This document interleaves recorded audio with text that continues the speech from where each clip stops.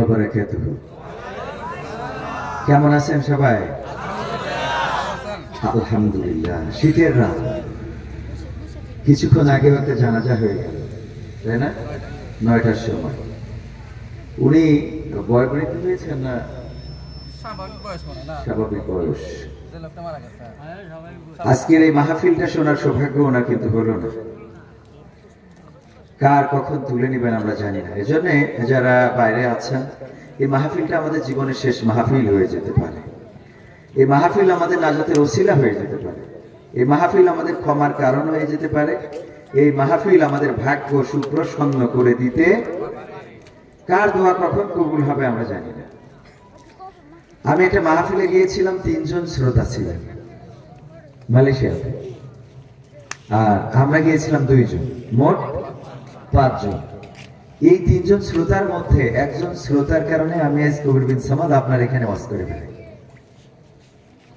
কারণ কি? কারণ হলো ওই 3 জনের মধ্যে একজন ছিল, উনি বললেন যে ভাই আপনি তো কণ্ঠ ভালো, আলোচনা করলেন ভালো লাগলো, সঙ্গীত গাইলেন ভালো লাগলো, এটা অনলাইনে কেন দেন না? আমি বললাম অনলাইনে কেমনে দেয়? ওই আমার শিখাইছিল যে এইভাবে দেয়। এই অনলাইনে দিয়েছি, আপনারা অনলাইন থেকে দিয়েছেন। এই 3 জনের মধ্যে একজনের কবুলিয়া আজকে কবুল বিন সামাদ। এই জন্য কোনটা আপনার কাজে দিবে, আপনি যদি অবহেলা করেন, আপনি মনে করেন এই স্কুলটা ভালো না, ছাত্র অল্প, এখানে পড়ে কি হবে, ভালো স্কুলে যায়, ওই খারাপ স্কুলের ছাত্রই ভালো স্কুলে শিক্ষকতা করে। কি মনে হয় আপনাদের? খারাপ স্কুলের ছাত্র ভালো স্কুলের শিক্ষক। এই জন্য আজকের এই মাহফিল হতে পারে আপনার আমার নাজাতের ওসিলা। সবাইকে বাইরে যারা আছেন শুরুতেই আসার জন্য বিনীতভাবে অনুরোধ জানাচ্ছি। ইন্নাল হামদালিল্লাহি নাহমাদুহু ওয়া নাস্তাঈনুহু ওয়া নাস্তাগফিরুহু ওয়া নু'মিনু বিহি ওয়া নাতাওয়াক্কালু আলাইহি ওয়া নাউযু বিল্লাহি মিন শুরুরি আনফুসিনা ওয়া মিন সাইয়্যাতি আমালিনা মান ইয়াহদিহিল্লাহু ফালা মুদিল্লা লাহু ওয়া মান ইউদ্লিলহু ফালা হাদিয়া লাহু ওয়া নাশহাদু আন লা ইলাহা ইল্লাল্লাহু ওয়া নাশহাদু আন্না সাইয়্যিদানা মুহাম্মাদান আবদুহু ওয়া রাসূলুহু আল্লাযী আরসালাহু বিল হাক্কি বাশীরান ওয়া নাযীরা ওয়া দাঈয়ান ইলাল্লাহি বিইذনিহি ওয়া সিরাজাম মুনীরা। ফাকাদ ক্বালা আল্লাহু তাআলা في كلامه المجيد والفرقانه الحميد. সবাই পড়েন আউযু বিল্লাহি মিনাশ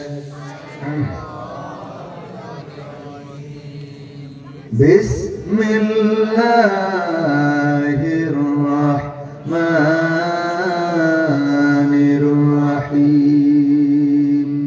ইয়া أيتها النفس المطمئنة ارجعي إلى ربك راضية مرضية فادخلي في عبادي وادخلي جنتي. وقال الله تعالى في شان حبيبي إن الله وملائكته يصلون على النبي يا أيها الذين آمنوا صلوا عليه وسلموا تسليما. اللهم سيدنا مولانا محمد وعلى آل سيدنا এসো হে রাসূল আবার ফিরি আমাদের মাঝে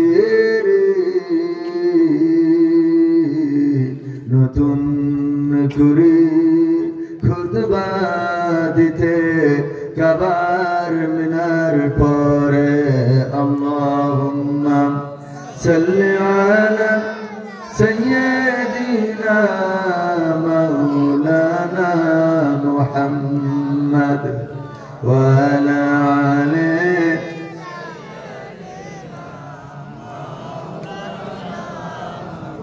নবীর নামে দুরূদ শরীফ পড়িবে যে জন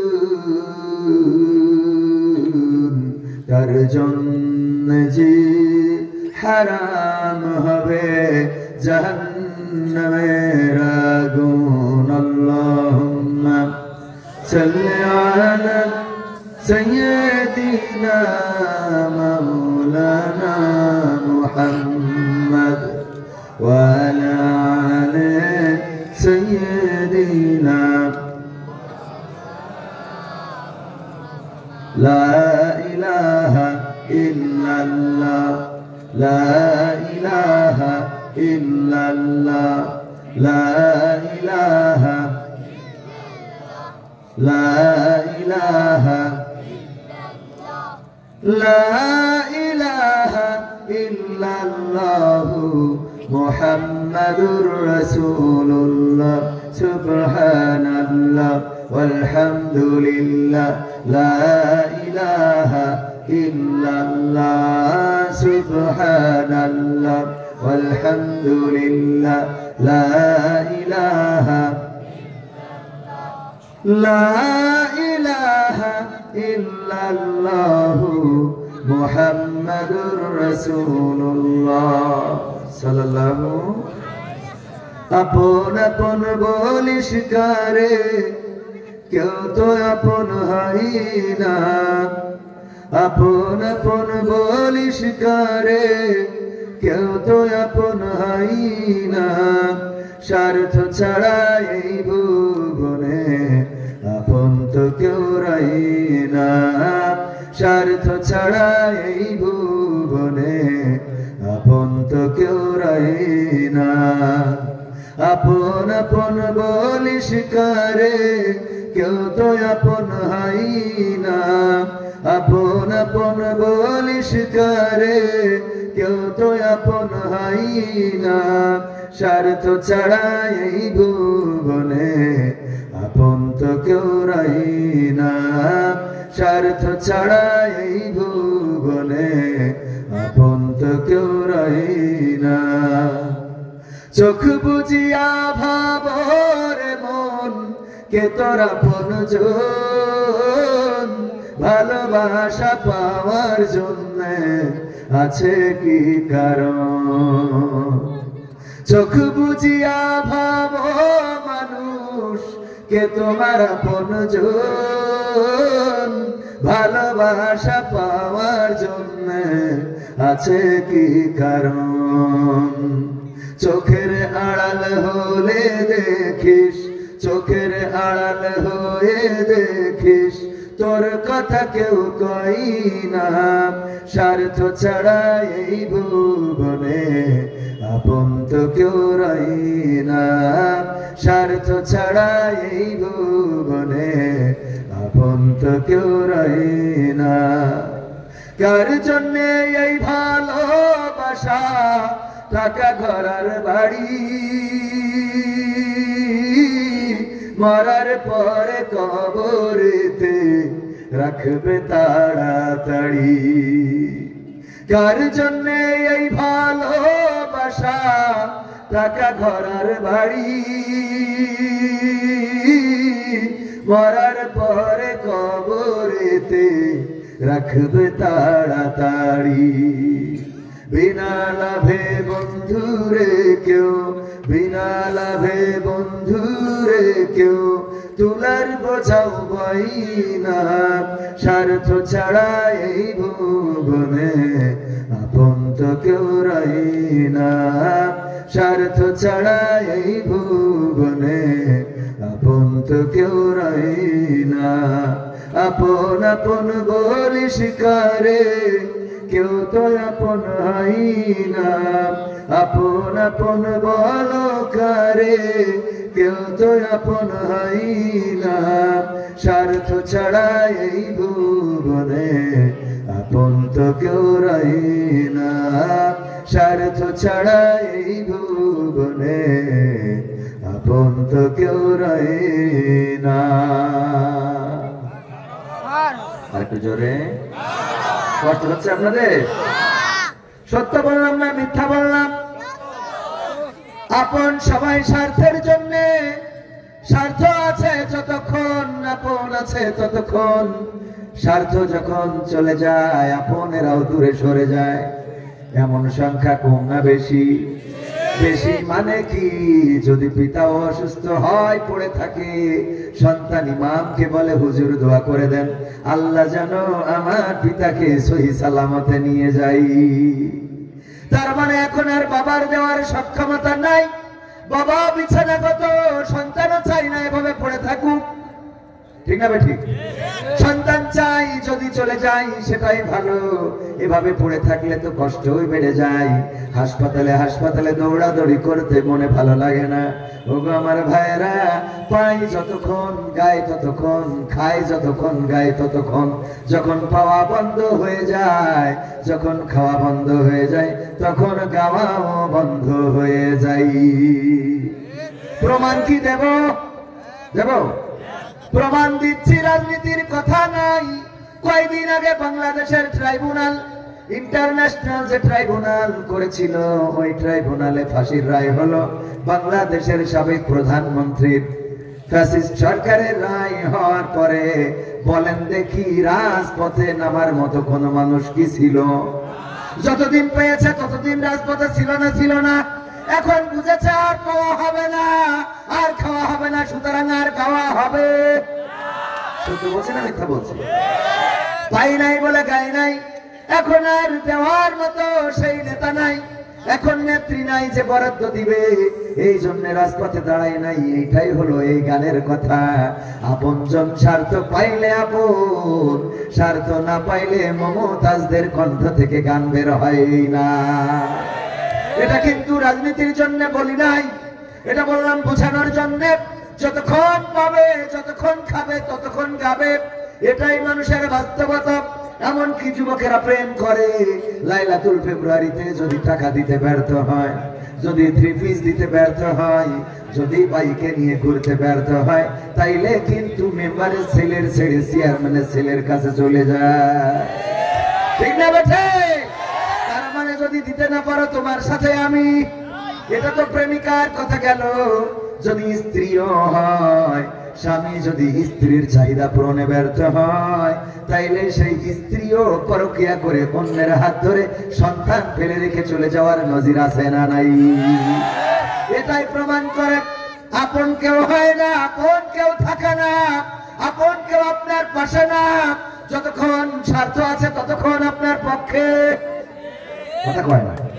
আমি বক্তাও যতক্ষণ আপনাদের ভালো কথা বলতে পারবো, যতক্ষণ পর্যন্ত আমি সোজা পথে বলতে পারবো, ততক্ষণ শুনবেন।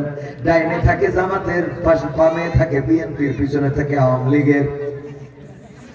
মাঝখান দিয়ে বরাবর কায়দা করে ওয়াজ করা লাগে যাতে তিনজনই খুশি থাকে।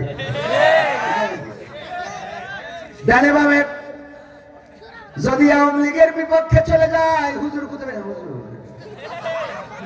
যদি বিএনপির পক্ষে চলে যায় হুজুর, আর পিছনে জামাত, উনি বলে হুজুর আমরা কিন্তু পিছনে আছি।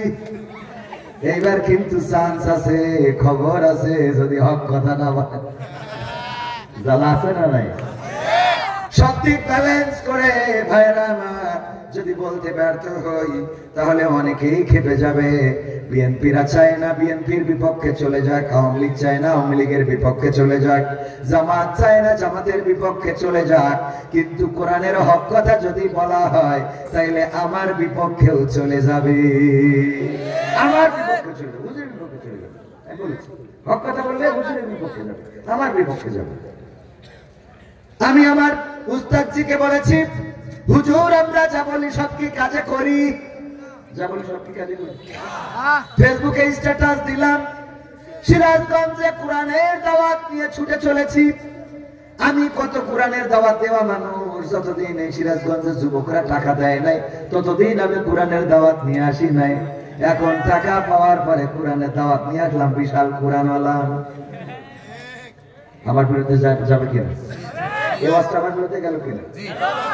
কারণ আমি টাকা খেয়ে তারপরে তো আসছি। আমি বিশাল কোরআনের খাদে, ফেসবুকে স্ট্যাটাস দিই, আল্লাহওয়ালা হুজুর আমি কোরআনের দাওয়াত নিয়ে চলেছি। নীলফামারী কত কোরআনের দাওয়াত দেওয়ানদার, যতদিন টাকা পাই নাই ততদিন একদিনও আসে নাই। জিহাদি কবির বিন সামাদ বিপ্লবী, কবির বিন সামাদ জিহাদি কোনদিন রাজপথে স্লোগানে দেখা গেল না, কোনদিন রাজপথে পাওয়া গেল না, কোন জায়গায় একটা কাটার দাগ নেই, মারার দাগ নেই। ওই যে দেখেছেন 2 জন মানুষ হত্যা করেছে ঢাকায়, নাটোরে বাড়ি, ঢাকায় গৃহে প্রবেশ করে চাকরির গৃহ, কি জানো কি চাকরি, এটা কি বলে, কাজের বুয়া, একটা গৃহকর্মী হিসাবে চাকরি নিয়েছে। নেওয়ার 4 দিনের মাথায় ওই বাড়ির মালিকের স্ত্রী এবং কন্যাকে হত্যা করেছে। আজকে ধরা খেয়েছে, হাতের মধ্যে ব্যান্ডেজ করা, তার মানে হত্যা করতে যে শুধু হত্যাই করে নাই, নিজেই আহত হয়েছে না হয় নাই। তার মানে আপনি যদি জিহাদ করেন তাইলে শুধু জিহাদ করলে আপনার অন্তত শরীরে 1-2টা কাটা পোড়ার দাগ থাকবে না? থাকবে না? কথা কয় না? থাকবে না? থাকবে না? যেহেতু আপনার কাটা পোড়ার দাগ নাই, সুতরাং আপনি কেমন জিহাদি যে আপনি জিহাদ করলেন কিন্তু কোনদিন আহত হওয়া লাগলো? কথা কয় না? কেমন জিহাদি আপনি? জিহাদ করেছেন কিন্তু আহত হওয়া লাগে নাই।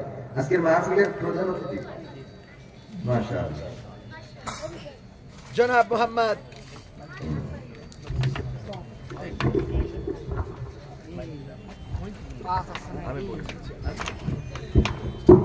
জনাব মোহাম্মদ আমিরুল ইসলাম খান আলিম সাহেব, যিনি সহ সাংগঠনিক সম্পাদক, রাজশাহী বিভাগ, কেন্দ্রীয় বিএনপি, সিরাজগঞ্জ 5-এর এমপি পদপ্রার্থী।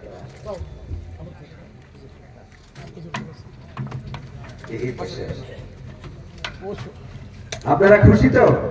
আমরা একটু তাকবীর দিই, লিল্লাহি তাকবীর।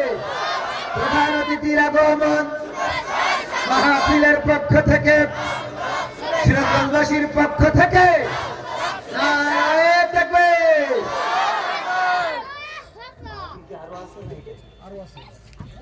মাহফিল যদি আরো থাকে, কারণ উনারা তো এখন আমাদের থেকে বড় বক্তা, আমরা তো দিন একটা করে করি, ওনাদের অনেকগুলো করতে হয়। তো আমার যদি আরো মাহফিল থাকে তাহলে ওনাকে কথা বলতে দেওয়াটাই উচিত হবে, আর যদি না থাকে তাহলে আমরা একসাথে আরো মাহফিলে যেতে হবে। কারণ এখন তো দৌড় ঝাঁপের শেষ নেই। আরো আগে ছিল দাঁড়িপাল্লা, ধানের শীষ একসাথে, এখন যেহেতু ভাগাভাগি হয়ে গেছে, সুতরাং দৌড় বেড়েছে না কমেছে? এই জন্য আমরা দৌড়াইতেই দিই। আল্লাহ তাওফিক দিন, বলেন আমিন।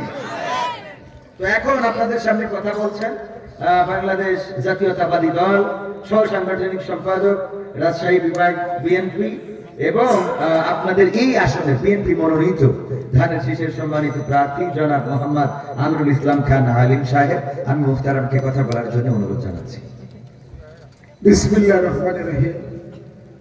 সমসপুর হাটপাড়া জামে মসজিদের উন্নয়ন কল্পে আজকের এই 28তম বার্ষিক ওয়াজ মাহফিলের সম্মানিত সভাপতি মুফতি সিবলি জামান আজকে প্রধান বক্তা হিসেবে উপস্থিত হয়ে আলোচনা করছেন। বিশিষ্ট ইসলামী চিন্তাবিদ ও সঙ্গীত শিল্পী হযরত মাওলানা মোহাম্মদ কবির বিন সামাদ, উপস্থিত আপনাদের প্রিয় নেতা, আপনাদের সন্তান বুনিয়ামিন, এবং এই আয়োজক কমিটির কর্মকর্তা বৃন্দ, আমার সামনে সমসপুরের যোদ্ধাবাজন মুরব্বীগণ, মুসলমান ভাই বোনেরা, সমবয়সী ভাইরা, পর্দার আড়ালের মা বোনেরা এবং যারা শুনছেন, আসসালামু আলাইকুম। আসলে আমি সারাদিন চৌহালি ছিলাম, চৌহালি থেকে আসলাম। এটা আমি যে শুধু দোয়া চাইতে আসছি এই জন্য না, আপনারা বিগত 17 বছর লক্ষ্য করেছেন যে দেশে এমন একটি পরিস্থিতি ছিল যেখানে আমাদের উলামায়ে কেরামগণ কোরআন হাদিস নিয়ে কথা বলতো, আলোচনা করত। সেই জায়গায় একদল মানুষ বাধা দিত, হুজুরদের মাইক কেড়ে নিত, জালসা বন্ধ করে দিত, এমনকি অনেক আলেমদেরকে গ্রেফতার করে জেলখানায় পাঠিয়ে নির্যাতন করেছে। এই কারণে আমার নেতা দেশনায়ক তারেক রহমান উনি আমাকে নির্দেশ দিয়েছেন যে তোমার বেলকুচিতে অনেক বেশি বড় বড় আলেমরা আসে, আল্লাহর হাদিস এবং কোরআন নিয়ে আলোচনা করত। সেই আলেমরা যেন সুন্দরভাবে তাদের মূল্যবান বক্তব্য রাখতে পারে। এই বক্তব্য রাখার ক্ষেত্রে কোনো যেন বাধা বিঘ্নির কেউ সৃষ্টি করতে না পারে, কেউ যেন হুজুরদের বা মাদ্রাসা কমিটির লোকজনকে হুমকি না দেয়, এটা দেখাশোনা করা, তদারকি করা, খোঁজখবর রাখা তোমার দায়িত্ব। এই কারণেই আমি আপনাদেরকে বিরক্ত করছি যে আপনাদের এই ইসলামী জালসায় কোনো সমস্যা হচ্ছে কিনা। কারণ একটি জিনিস আমাদের মনে রাখতে হবে, আমরা সকলেই মুসলমান। এই জমিন আল্লাহর, এই আল্লাহর জমিনে আল্লাহর কোরআন এবং আমাদের প্রিয় নবী বিশ্ব নবী হযরত মুহাম্মদ মুস্তাফা সাল্লাল্লাহু আলাইহি ওয়াসাল্লামের হাদিস, তার জীবনী নিয়ে আলোচনা করবে।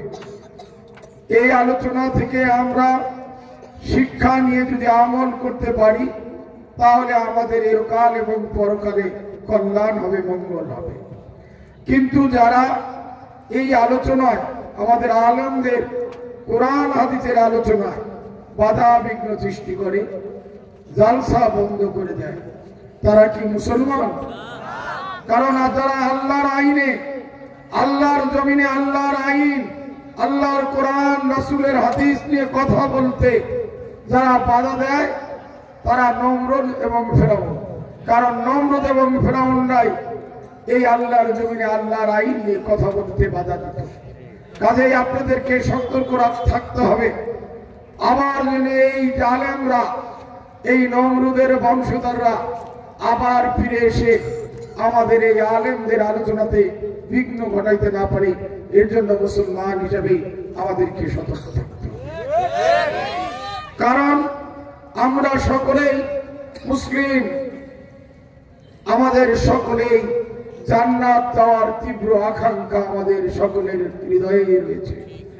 আমরা এই যে আজকে এখানে অনেক ঠান্ডার মধ্যেও হুজুর অনেক দূর থেকে এসেছেন, আপনারাও এসেছেন, আজকে আমরা হুজুরের আলোচনা শুরু করছি, শুনছি শুধু একটি কারণেই, এখান থেকে আমরা শিক্ষা নিয়ে যদি আমল করতে পারি তাহলে আমরা জান্নাত যেতে পারবো নাকি?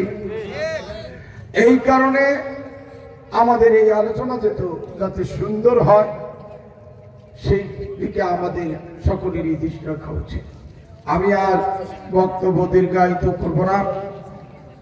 আমি আপনাদেরকে বলবো, আমি আপনাদের সন্তান, আমি আপনাদের ভাই, আমি আপনাদের বন্ধু। আমি আপনাদের দোয়া চাই, আপনাদের আশীর্বাদ চাই, আপনাদের ভালোবাসা চাই। তার বিনিময়ে আমি সন্ত্রাস মুক্ত, চাঁদাবাজ মুক্ত, দুর্নীতি মুক্ত, মাদক মুক্ত একটি মানবিক সমাজ প্রতিষ্ঠা করতে চাই। যেই সমাজে অশান্তি, সন্ত্রাস, হিংসা, প্রতিহিংসা থাকবে না, আমরা সেই সমাজ প্রতিষ্ঠা করতে আপনাদের সহযোগিতা আমরা প্রত্যাশা করি। আপনাদের সকলের সহযোগিতা নিয়ে যদি আমরা সেই সমাজ নির্মাণ করতে পারি তাহলে আমাদের মঙ্গল হবে। আর কোরআন হাদিস শিক্ষা করা, কোরআন হাদিস অনুযায়ী জীবনযাপন করা আমরা যদি করতে পারি, আজকের সমাজে যে অশান্তি, সমাজের যে বিশৃঙ্খলা, সামাজিক যে অবক্ষয়, আমাদের যুব সমাজের যে অবক্ষয়, এগুলো থেকে যদি আমরা সমাজকে থেকে রক্ষা করতে পারি, তাহলে কোরআন হাদিসের অনুসারী হওয়া ছাড়া, কোরআন হাদিসের নিয়ম অনুযায়ী চলা ছাড়া কোনোভাবেই সম্ভব না। এই কারণে হুজুরদের আলোচনা আমাদের জন্য খুবই দরকার। কারণ সমাজ থেকে বিশৃঙ্খলা, অবক্ষয়, অশান্তি দূর করে শান্তি, সুশৃঙ্খলতা ফিরে আনতে কোরআন হাদিসের আলোচনা এবং এই শিক্ষা আমাদেরকে শান্তি প্রতিষ্ঠা করতে সহায়ক ভূমিকা রাখবে। এই জন্য আমি দোয়া করি মহান আল্লাহ রাব্বুল আলামিন বড় বড় আলেমদের নিয়ে এসে আমরা যেন কোরআন হাদিস নিয়ে আলোকপাত করতে পারি, সেখান থেকে শিক্ষা নিয়ে অগ্রসর হতে পারি, তাহলে সমাজ শান্তি ফিরে আসবে। আমরা সেই শান্তি কামনা করি। মহান রাব্বুল আলামিন আমাদেরকে সবাইকে এই হুজুর যে আলোচনা করবেন সেই কান থেকে শিক্ষা নিয়ে আমাদের আমল করার তৌফিক দিন। আমিন। সবাইকে ধন্যবাদ। আসসালামু আলাইকুম। আলহামদুলিল্লাহ, ওই অনেক সুন্দর কথা বলেছেন, আলহামদুলিল্লাহ। আরো আরো মাহফিল করেছেন না, এটা বুঝছি। আবার আমাদের যুবকদের কিছু চাওয়াটাও আছে। মাশাআল্লাহ মাশাআল্লাহ, লিল্লাহি তাকবীর। এই দেখেন, চাওয়ার আগে নেতা এরকম না হইলে হবে, চাওয়ার আগেই দিয়ে দিয়েছেন, আলহামদুলিল্লাহ। আমাদের বনিয়া আমিন মুহতারাম, উনি আগে এসে বসেছিলেন, ওনারও ব্যস্ততা আছে। আবার আমাদের আপনি আবার আসতেছেন, বিদায় দিয়ে উনি আসতেছেন।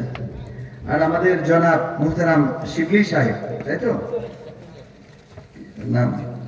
মোহাম্মদ আলিম সাহেব আর বনিয়ামিন সাহেব দুজনে 20,000 টাকা দিয়েছেন মসজিদের উন্নয়ন করবে। আল্লাহ দানকে কবুল করে নিন।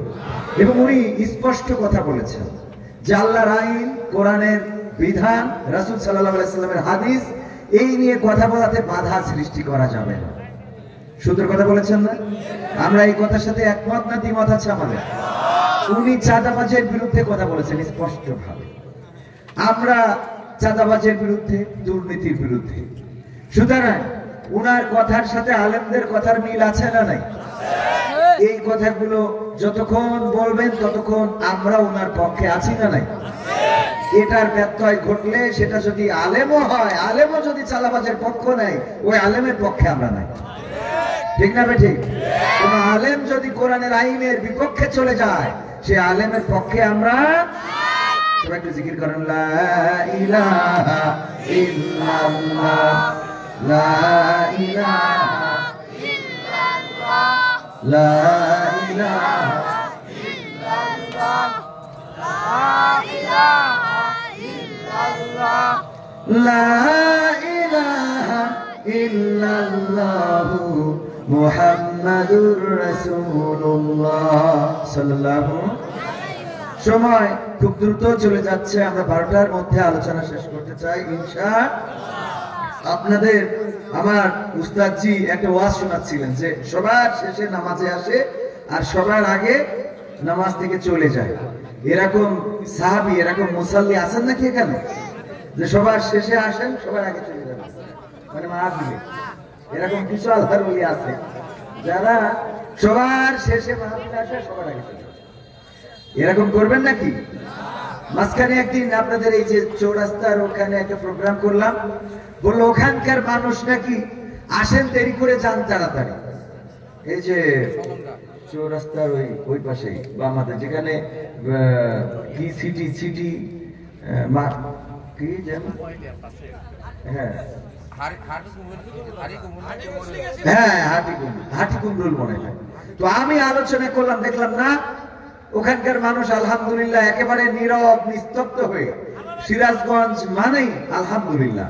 যে কয় যায় যে দেখেন বলে সারা রাত বলেন, মানে সারা রাত হুজুর বলে। ওই কদিন আগে দেখেছেন একজন হুজুর ওয়াজ করতে করতে স্টেজে স্ট্রোক করেছে। উনি কি এটা চাচ্ছে কিনা আমি জানি না, আল্লাহ হেফাজত করুন। বলেন আমি ওয়াজ করতে করতে বক্তা স্টেজে মারা গেলেন। পৃথিবী ছেড়ে কে কখন চলে যাবে আমরা কেউ জানি।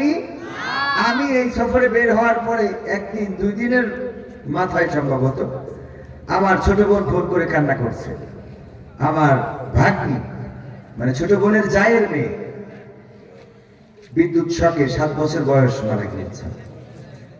আমার সৌভাগ্য হয় নাই যে জানাজায় যাবো। এই প্রোগ্রামকে কেন্দ্র করে জামালপুরে ছিল প্রোগ্রাম, ওখান থেকে সিলেট যাব, সিলেট থেকে আবার আপনাদের এখানে আসছি, গতকাল করলাম সিলেটে। মৃত্যু প্রতিনিয়ত আমাদের ডাকছে। কে কখন চলে যাবে এটা বয়স দেখে হবে না, বয়স দেখে হবে। মুরব্বী মানুষটা বেঁচে আছে, জওয়ান মানুষটা চলে গেছে, বাবা বেঁচে আছে, সন্তান চলে গেছে, বড় ভাই বেঁচে আছে, ছোট ভাই নাই, বড় বোন বেঁচে আছে, ছোট বোন নাই, মা বেঁচে আছে, মেয়ে নাই। ঠিক বলছি না? ঠিক বলছি। যে মানুষটা ওয়াজ করতে করতে মারা গেল, এই মানুষ কিন্তু প্রতিনিয়ত এই মৃত্যুর ব্যাপারে মানুষকে সচেতন করে, কিন্তু নিজেও বুঝতে পারে নাই যে এই সচেতন করাকালীন অবস্থায় তাকেও চলে যেতে হতে পারে। ভাইরা আমার, কয়েকদিন আগে পত্রিকায় দেখছিলাম হার্টের ডাক্তার। কিসের ডাক্তার? হার্টের ডাক্তার। উনি চিকিৎসা করছিলেন হার্টের, এই সময় উনি হার্ট অ্যাটাক করে মারা গিয়েছেন। হার্টের ডাক্তার চিকিৎসা করছেন হার্টের, ওই সময় উনি হার্ট অ্যাটাক করে মারা গিয়েছেন। তার মানে হার্টের ডাক্তারও নিজের চিকিৎসা নেওয়ার সময় পাবেন না যখন আল্লাহ ডাক দিবেন। এই তো জীবন, এই তো আমাদের পৃথিবীর এত আয়োজন। কিসের ঘর, কিসের বাড়ি? অনেকেই বলে ভবিষ্যৎ করতে চায়, একটি সুন্দর উজ্জ্বল ভবিষ্যৎ, উজ্জ্বল ভবিষ্যৎ এবং নিশ্চিত ভবিষ্যৎ। নিশ্চিত ভবিষ্যৎ গড়ার জন্য অনেকেই সিরাজগঞ্জে প্লট কেনে, বাড়ি করে, ঢাকায়, সাভারে, আশুলিয়ায়, বসুন্ধরায়, বিভিন্ন সিটিতে প্লট কেনে, কিনে চিন্তা করে যে একটি ভবিষ্যৎ গড়লাম, কিন্তু ওইটা ভবিষ্যৎ নয়। ভবিষ্যৎ হলো যে কবরের মাটি কেনে, যে কবরের জন্য জায়গা তৈরি করে, যে কবরের জন্য খোরাক জোগাড় করে। তার কারণ হলো আজকে আমি যদি এই মুহূর্তে মারা যাই, আমার আল্লাহ যদি বলেন যে ঈশার নামাজটা যদি পড়ে থাকো মাফ করে দেব, সারা জীবন কি করেছো না করেছো। আলহামদুলিল্লাহ, যাদের যাদের ঈশার নামাজ হয়েছে একটু বুকে হাত দিয়ে বলেন তো যে আপনি কতটা প্রশান্তি পাচ্ছেন। আল্লাহ সব বাদ দিলেন, বললেন, ধরে নেন যে আল্লাহ বললেন যে সব বাদ। আজকে ঈশার নামাজটা কি মরার আগে পড়েছিলি? যদি এটা হয়ে যায় তাহলে সব গুনাহ মাফ করে দেব। চিন্তা করে দেখেন, যারা নামাজ পড়েছেন আপনি কতটুকু শান্তিতে আছেন, আর যারা পড়েননি শুধু ঈশার নামাজটার হিসেব নিলেই তো এটা, বাকিগুলো পড়ে থাকে। যেদিন ভূমিকম্প হলো 21শে নভেম্বর সকালবেলা, আমি ঢাকায় কাকতালীয় ভাবে ওই দিন ঢাকায় যখন প্রবেশ করলাম, ভাঙাতে আমরা ফজর পড়েছি, এক রাকাত জামাতে পেয়েছিলাম। ভাঙা ওখানকার যে গভর্নমেন্ট সাবেক মসজিদ করেছে, মডেল মসজিদ, সে মসজিদে নামাজ পড়ে বের হয়ে ঢাকায় যখন প্রবেশ করছি, জ্যাম। আমি বললাম যে এই যে জ্যাম, আমার মাঝে মাঝে মনটাই বলে যে আমি বলি আল্লাহ তুমি ঢাকায় ভূমিকম্প দিয়ে কিছু লোক কমাই দাও, কিন্তু এই ভয়ে বলি না যে আমি যেই দিন ঢাকায় আসবো দেখা যাবে সেই দিন ভূমিকম্প হয়েছে। ভাই হইতে পারে না? পারে মানে কি, এই কথা যেই দিন বলছি সকালে ওই দিন ভূমিকম্প হয়েছে। আমার সাথে সফরসঙ্গী ছিল, এখানে ক্যামেরা পার্সন আছে, উনি ছিল, আমার আরেকজন বন্ধু ছিল নাম আব্দুল্লাহ। সে আমাকে বললো, কবির ভাই আর কখনো এই জাতীয় কথা বলবেন না। বললাম আমি বলেছি তাই হয়েছে, এটা মনে করার কোনো কারণ নেই। কয় আপনি আজকে বললেন আর আজকে এটা ঘটে গেল। আমি ওটা মূল কথা না, মূল কথা হলো ওই দিন যদি ভূমিকম্পে দেশ উলটপালট হয়ে যেত, আল্লাহ যদি আমাদেরকে ডেকে নিতেন আর যদি বলতেন আজকে ফজরের নামাজ যাদের মসজিদে হয়েছে তাদেরকে মাফ করে দিলাম, আমি অর্ধেক পাতাম মাফ। কি পাতাম? অর্ধেক মাফ পাতাম, কারণ এক রাকাত পাইছি, আর এক রাকাত পড়তে পারি না। ভাইয়ের আমার, চিন্তা করেন তো মৃত্যু আমাদের কত কাছে, সবচেয়ে কাছে এবং নিশ্চিত হলো মৃত্যু। কেউ যদি চায়, এই কোরআনে 6666 মতান্তরে 6234টি আয়াত রয়েছে। কত?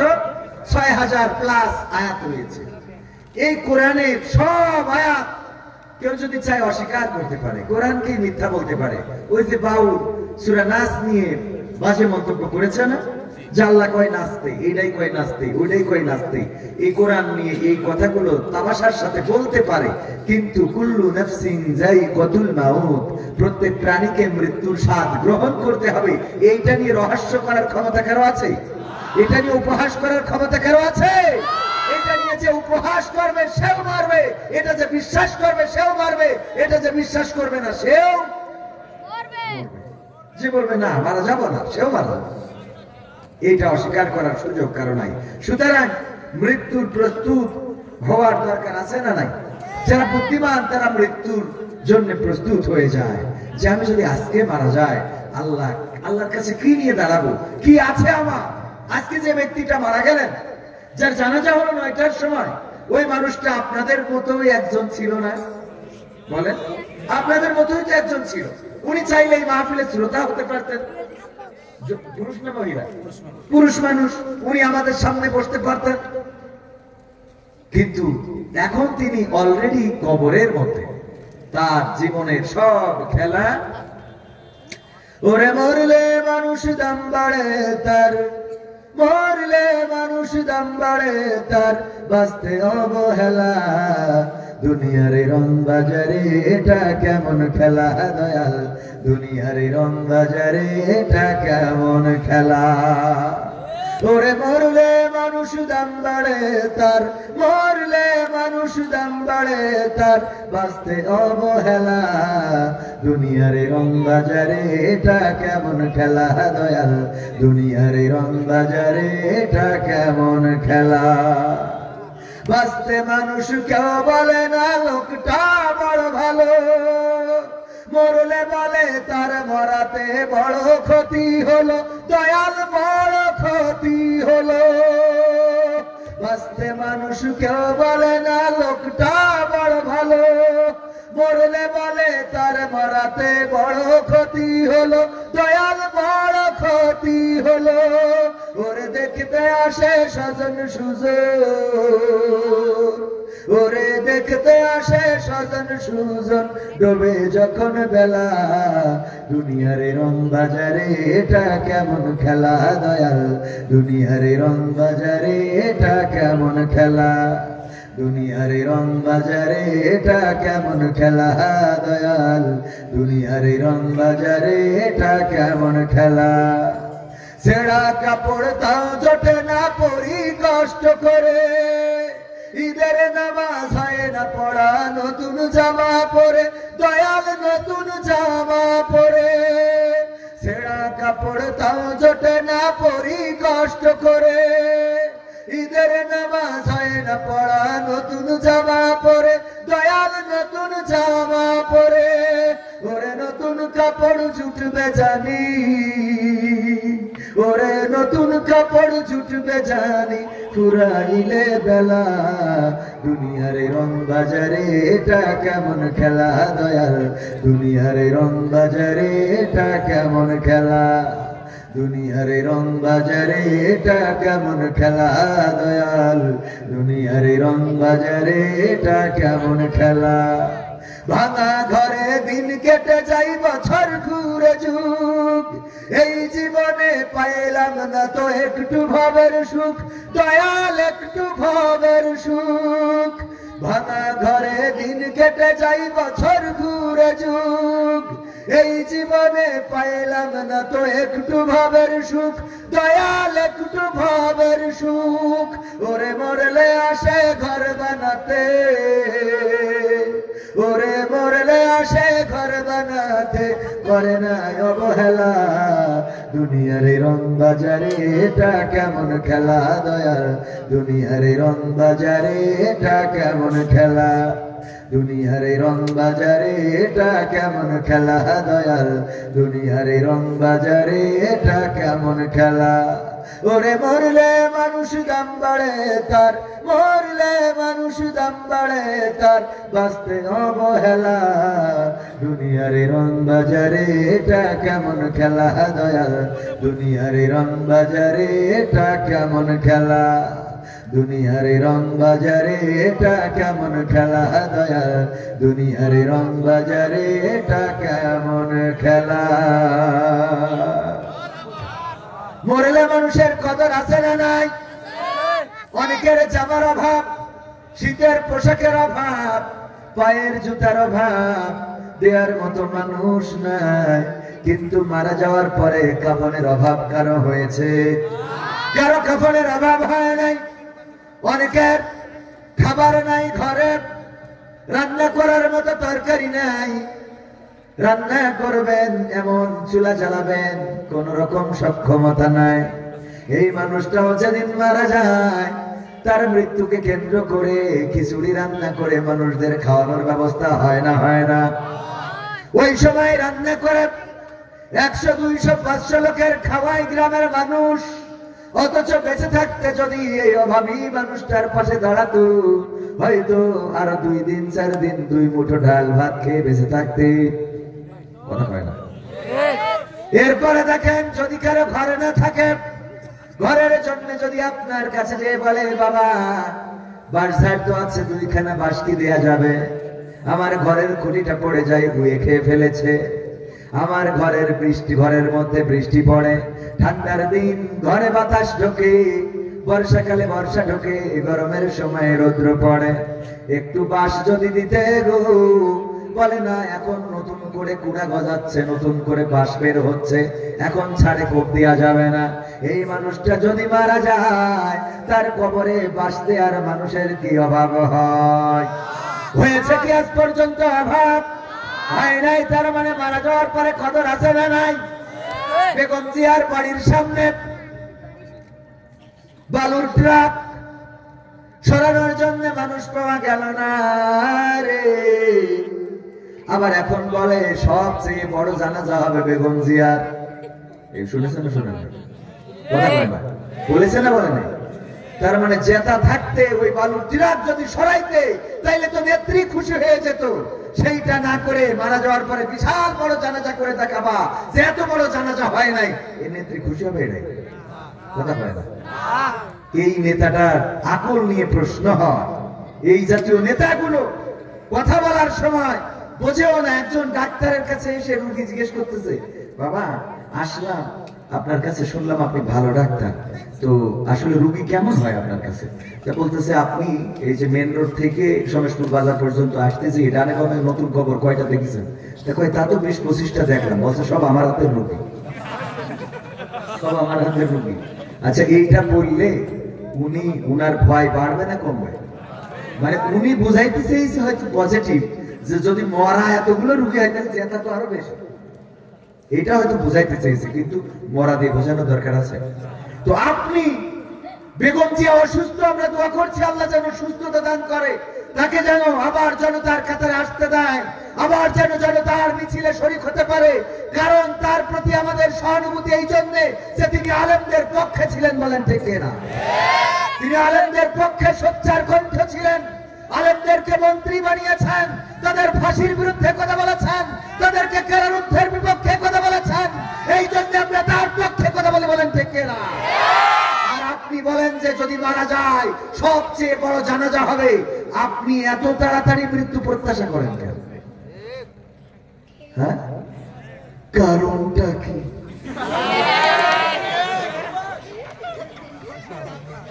ভাইরা আমার, আমি এই গানটার সাথে মিলালাম, তার মানে মরলে দাম বাড়ে না কমে। যখন বেঁচে ছিল বালুর ট্রাকটা যদি সরাইতো, কয়েকদিন আগে দেখলাম বেগম খালেদা জিয়া দেশনেত্রী বক্তৃতা দিচ্ছেন, সামনে থেকে বলে ফেলেছে খালেদা জিয়া ভয় নাই রাজপথ। বললো এই স্লোগান আর দরকার নাই, এই স্লোগান দিবা না, এইগুলো মিথ্যা, ডাহা মিথ্যা কথা। আল্লাহ এর ব্যাপারে কোরআনে সুন্দর করে বলেছেন, ইয়া আইয়ুহাল্লাযীনা আমানু লিমা তাকুলুনা মা লা তাফআলুন। আমার আল্লাহ বললেন তোমরা এমন কোন কথা বলো না যা তোমরা কাজে পরিণত করো। ওরা কি কাজে পরিণত করেছে? বলেছে খালেদা জিয়া ভয় নাই, রাজপথ ছাড়ি নাই, বালুর ট্রাক বাড়ির সামনে কোন নেতার দেখা নাই। ঠিক না বেঠে? এগুলো আবার মনে করেন না রাজনীতির কথা, এটা বলছে এই জন্য যে এরকম হলে কিন্তু সামনে ধানের শীষ জিতাতে পারবো না। পারবো? জিতাইতে পারবো? কারণ রাজপথে থাকবা না, সুবিধাজনক সময়ে বলবা যে বড় জানাজা হবে। ওদের অবস্থা এমন যে বলবে যে আমিরুল ইসলাম খান আলিম সাহেব পাশ করুক আর না করুক, জানাজায় মেলা লোক হবে। হ্যাঁ, এই কথা যেসব নেতারা বলে এরা শুভাকাঙ্ক্ষী না হিতাকাঙ্ক্ষী না কি কাঙ্ক্ষী, আল্লাহ ঠিক না বেঠে? এই জাতীয় নেতাদের থেকে আল্লাহ আমাদেরকে হেফাজত করুন, বলেন আমিন। কারণ কি? কারণ এই দেশ আমাদের কিছুক্ষণ আগে প্রার্থী বলে গিয়েছেন যে 5 তারিখের আগে মাহফিলে কথা বলতে দেয়া হতো না, মাইক কেড়ে নেওয়ার মতো কাজগুলো করতো, ঠিক না বেঠিক? এখনো করছে না তা কিন্তু না, এখনো কিছু লোক এই জাতীয় কাজের সাথে জড়িত। আমরা স্পষ্ট করে বলতে চাই, ওরা ফ্যাসিস্টদের দোষর, ওরা ইসলাম চাই না। ওরা যদি নির্বাচিত হয় তাহলে অতীতে যা হয়েছে তাই করবে। এই জাতীয় নেতা থেকে সাবধান। যেই নেতা কোরআনের পক্ষে, ইসলামের পক্ষে, মাহফিলের পক্ষে, আমরাও সেই নেতার পক্ষে। কারণ ভোট তো 5 বছর পরে একবার দিতেই হবে। আমি আলেমান বলে ভোট দেওয়া লাগবে না, উনি হুজুর বলে ইমাম সাহেবের ভোট আছে না নাই, মুয়াজ্জিনের ভোট আছে না নাই। তো আমরা ভোট এমন মানুষকে দিতে চাই যে ইসলামের পক্ষে থাকবে। প্রতীক মুখ্য নয়, আমাদের ব্যক্তি মুখ্য। কি মুখ্য? এটা মাথায় রাখবেন। আমি কিন্তু ভোট করে যাচ্ছি না, এটা বোঝাই যাচ্ছি যে এই জন্য যে ভালোর সাথে যে থাকবে। যদি এখানকার বিএনপি প্রার্থী জামাতের প্রার্থীর থেকে নৈতিক ভাবে, চারিত্রিক ভাবে, আমানতদারিতায়, ইমানদারিতায় এগিয়ে থাকে, তাইলে তাকে ভোট দিয়ে আপনার ইমানের দান। এটা মাথায় রাখবেন। এগুলো আমরা বুঝি না বলি অনেকেই মনে করে আমাদের তো কিছু দিক নির্দেশনা দিতে হবে। যাই হোক, যে কথা বলছিলাম, আমার আল্লাহ বললেন লিমা তাকুলুনা মা লা তাফআলুন, এমন কথা তোমরা বলো না যা তোমরা কাজে পরিণত করো না। কাবুরা মাকতান ইনদাল্লাহি আন তাকুলু মা লা তাফআলুন। আমার আল্লাহ বললেন, ওগো মানুষেরা, আল্লাহর কাছে এটা অত্যন্ত অপছন্দের যে তোমরা মুখে যা বলো কাজে তা পরিণত করো। এমন মানুষ আল্লাহ খুবই অপছন্দ করেন। সে যদি আমি আলেম হই তাও আল্লাহ অপছন্দ করেন। আমি সারাদিন ওয়াজ করে যাব, যুবকেরা মসজিদে নামাজ পড়বা জামাতে, আমি ওয়াজ করে যাব, যুবকেরা খারাপ কথা বলবে না, যুবকেরা দিনের পথ ছাড়বে না। আর আমি নামাজের সাথে আজান হয়ে যায়, জামাতের সাথে নামাজে আমার সম্পৃক্ততা নাই, আমি দিনের জন্য নিজের নিবেদিত প্রাণ হিসাবে উপস্থাপন করতে পারলাম না।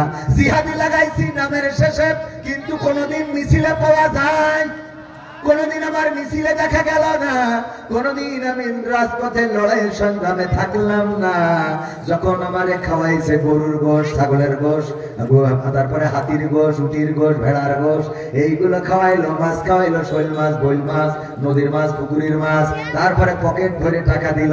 এখন এসে আমি জিহাদ করলাম, আর নামের শেষে জিহাদি জুড়ে দিলাম।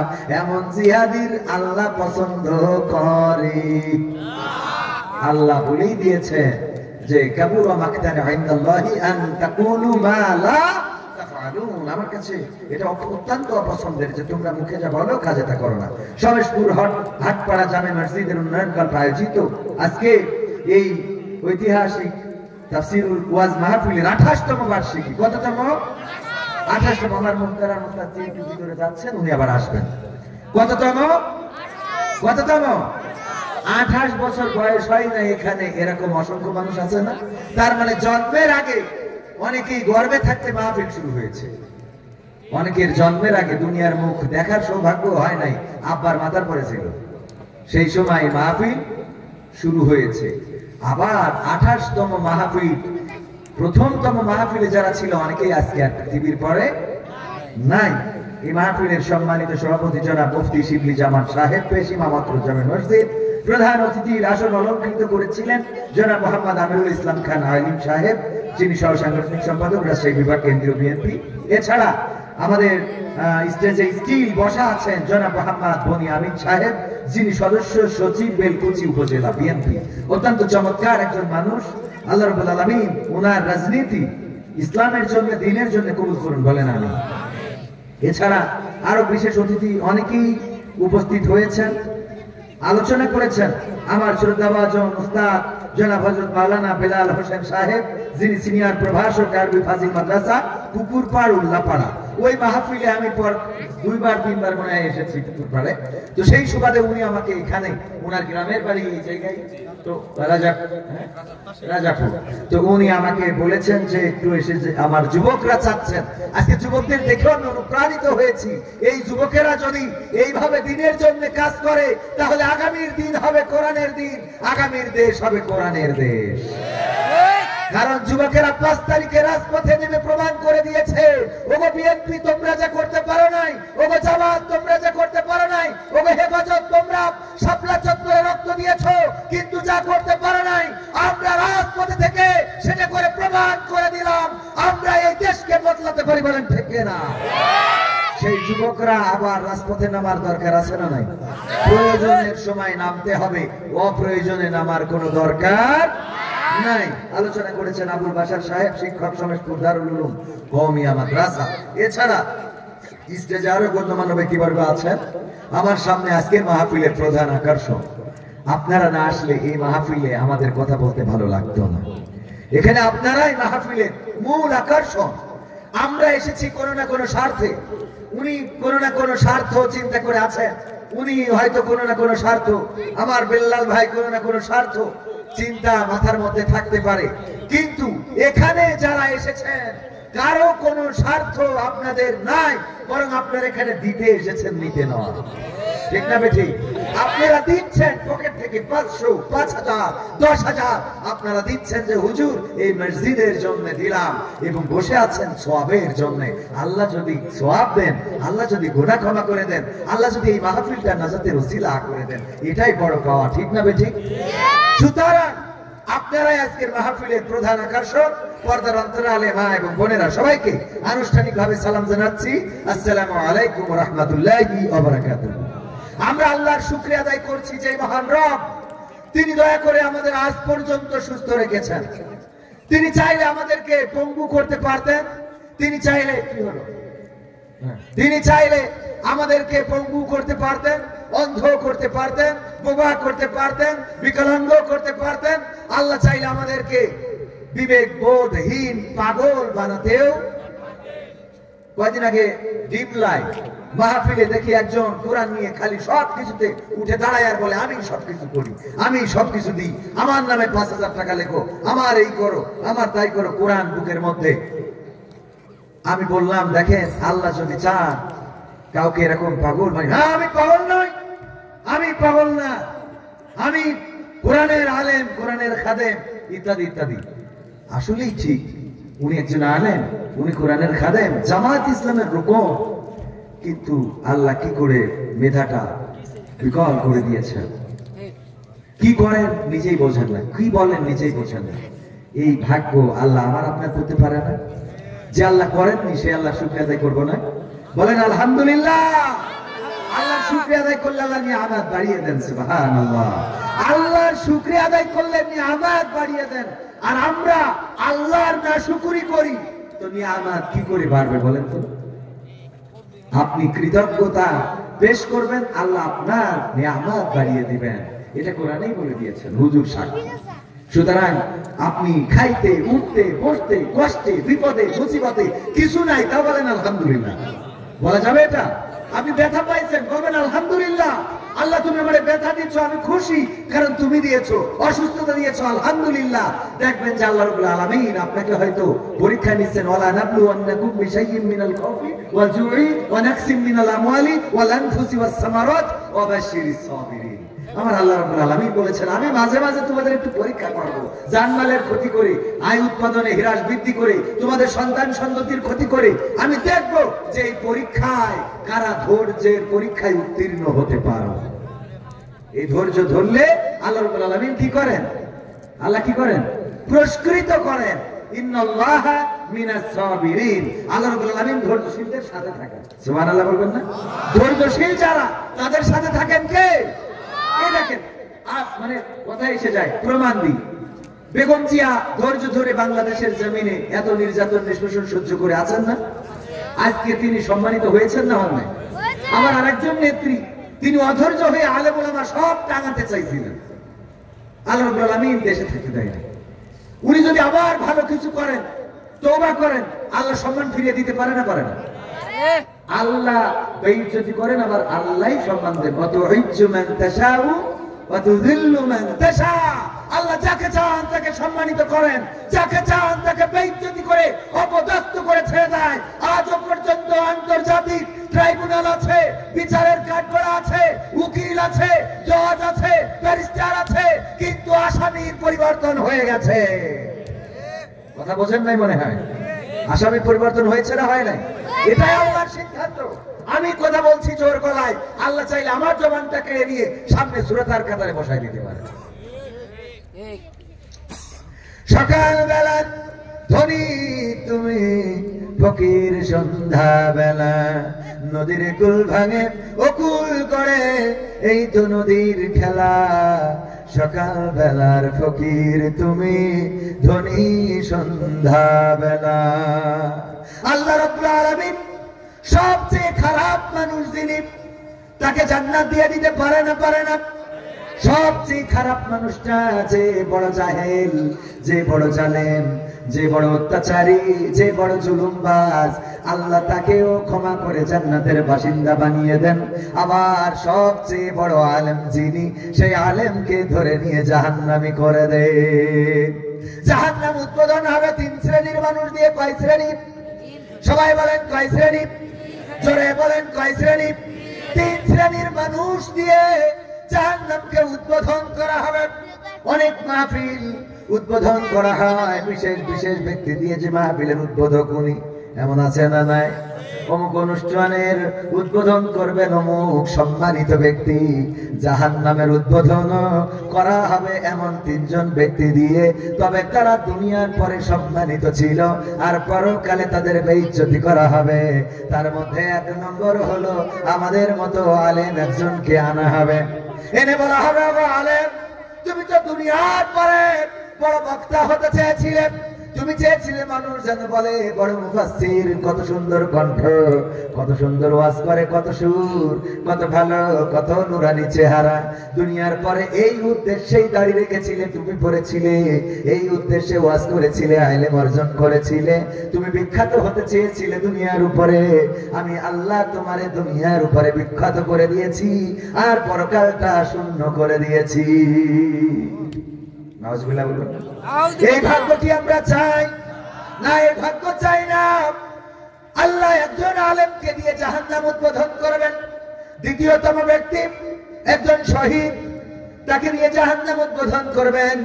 শহীদকে ডেকে বলা হবে, তুমি শহীদ হতে চেয়েছিলে, যুদ্ধে গিয়েছিলে এই জন্যে যে মানুষ যেন তোমারে বড় বীর বলে, মুক্তিযোদ্ধা বলে, তোমারে যেন বলে অনেক বড় বীর, এমন বীর, লড়াকু সৈনিক, সংগ্রাম করে, লড়াই করে।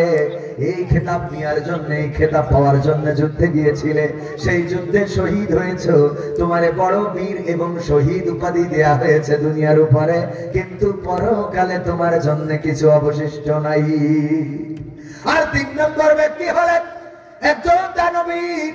সেই দানবীরকে ডেকে আনা হবে, আর বলা হবে, তুমি যে দান করেছিলে, মানুষ যেন বলে দানবীর, দানবীর, কবির বিন সামাদ দানবীর, লিল্লাহি তাকবীর, আল্লাহু আকবার, কবির বিন সামাদ জিন্দাবাদ, 10,000, 50,000, 1 লাখ টাকা জিন্দাবাদ।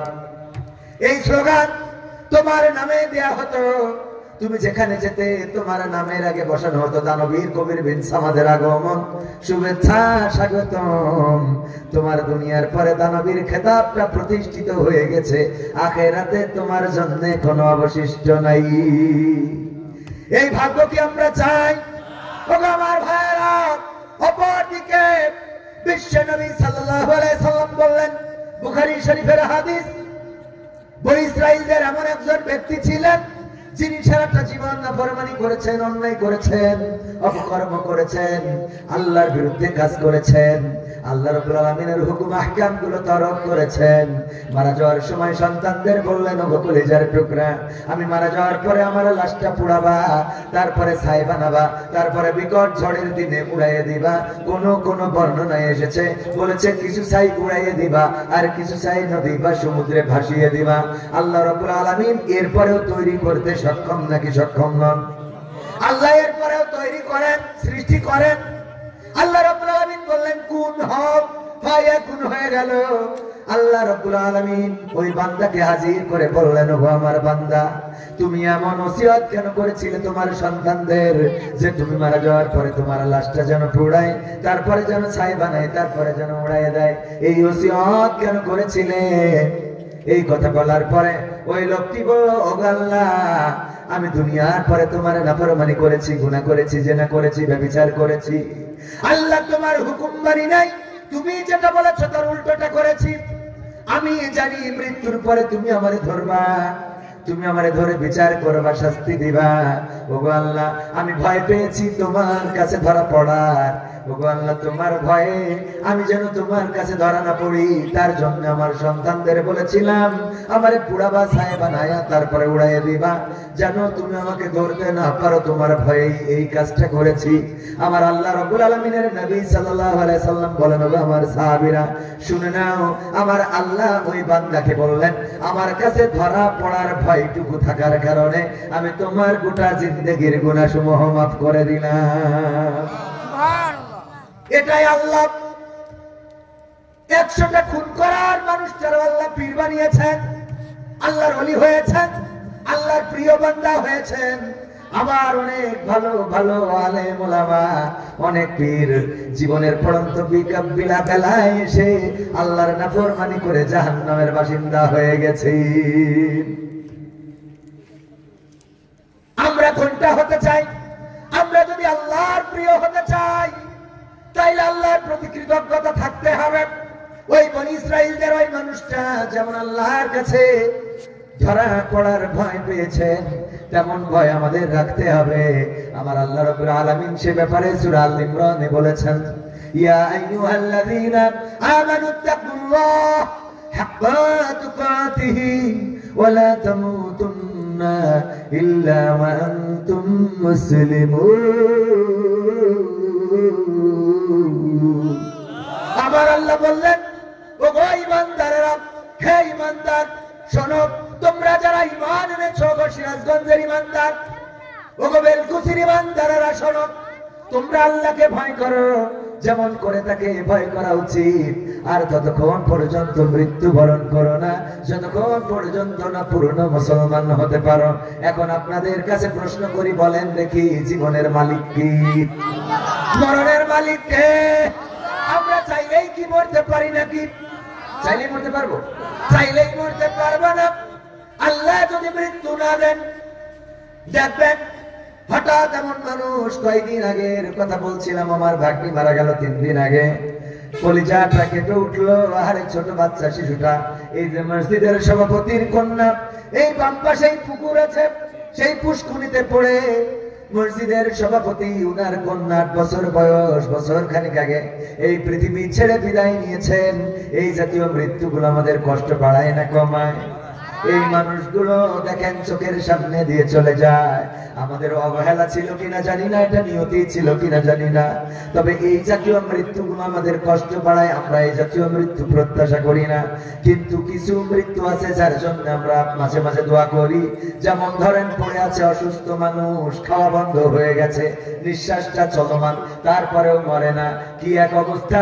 বাড়িতে এমন যদি পড়ে থাকে, অনেক সময় ইমামকে এসে বলে, হুজুর চলেন আমার বাড়িতে একটু আমার বাবার কাছে, মাথার কাছে বসে সূরা ইয়াসিনটা পড়বেন যেন আল্লাহ তুলে নেয়। এমন আছে না নাই?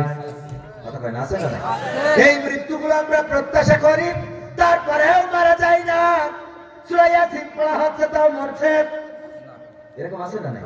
হঠাৎ অ্যাক্সিডেন্ট করেছে, তেমন কিছু হয় না, অথচ মানুষটা বেঁচে নাই। আবার অ্যাক্সিডেন্ট করে পা কেটে বাদ দিয়েছে, হাত কেটে বাদ দিয়েছে, পাঁজরার কাঠি ভেঙে গেছে, মেরুদণ্ডের হাড় ভেঙে গেছে, তাও দেখেন বেঁচে আছে।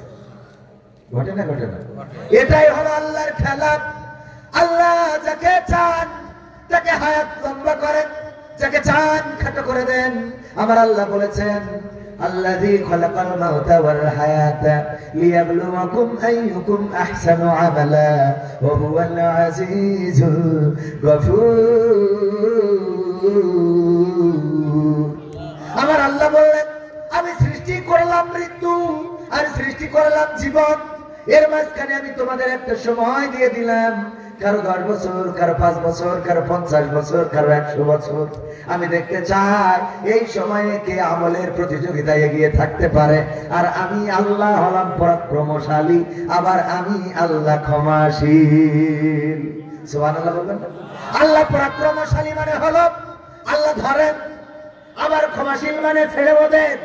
আল্লাহ ধরেন, আবার অ্যাটাক করেন, আবার ছেড়ে দেন। মুসিবত দেন, আবার পার করে দেন। মুসা আলাইহিস সালামের বাহিনী চলে গেল নদীর কিনারায়, পিছনে ফেরাউনের বাহিনী।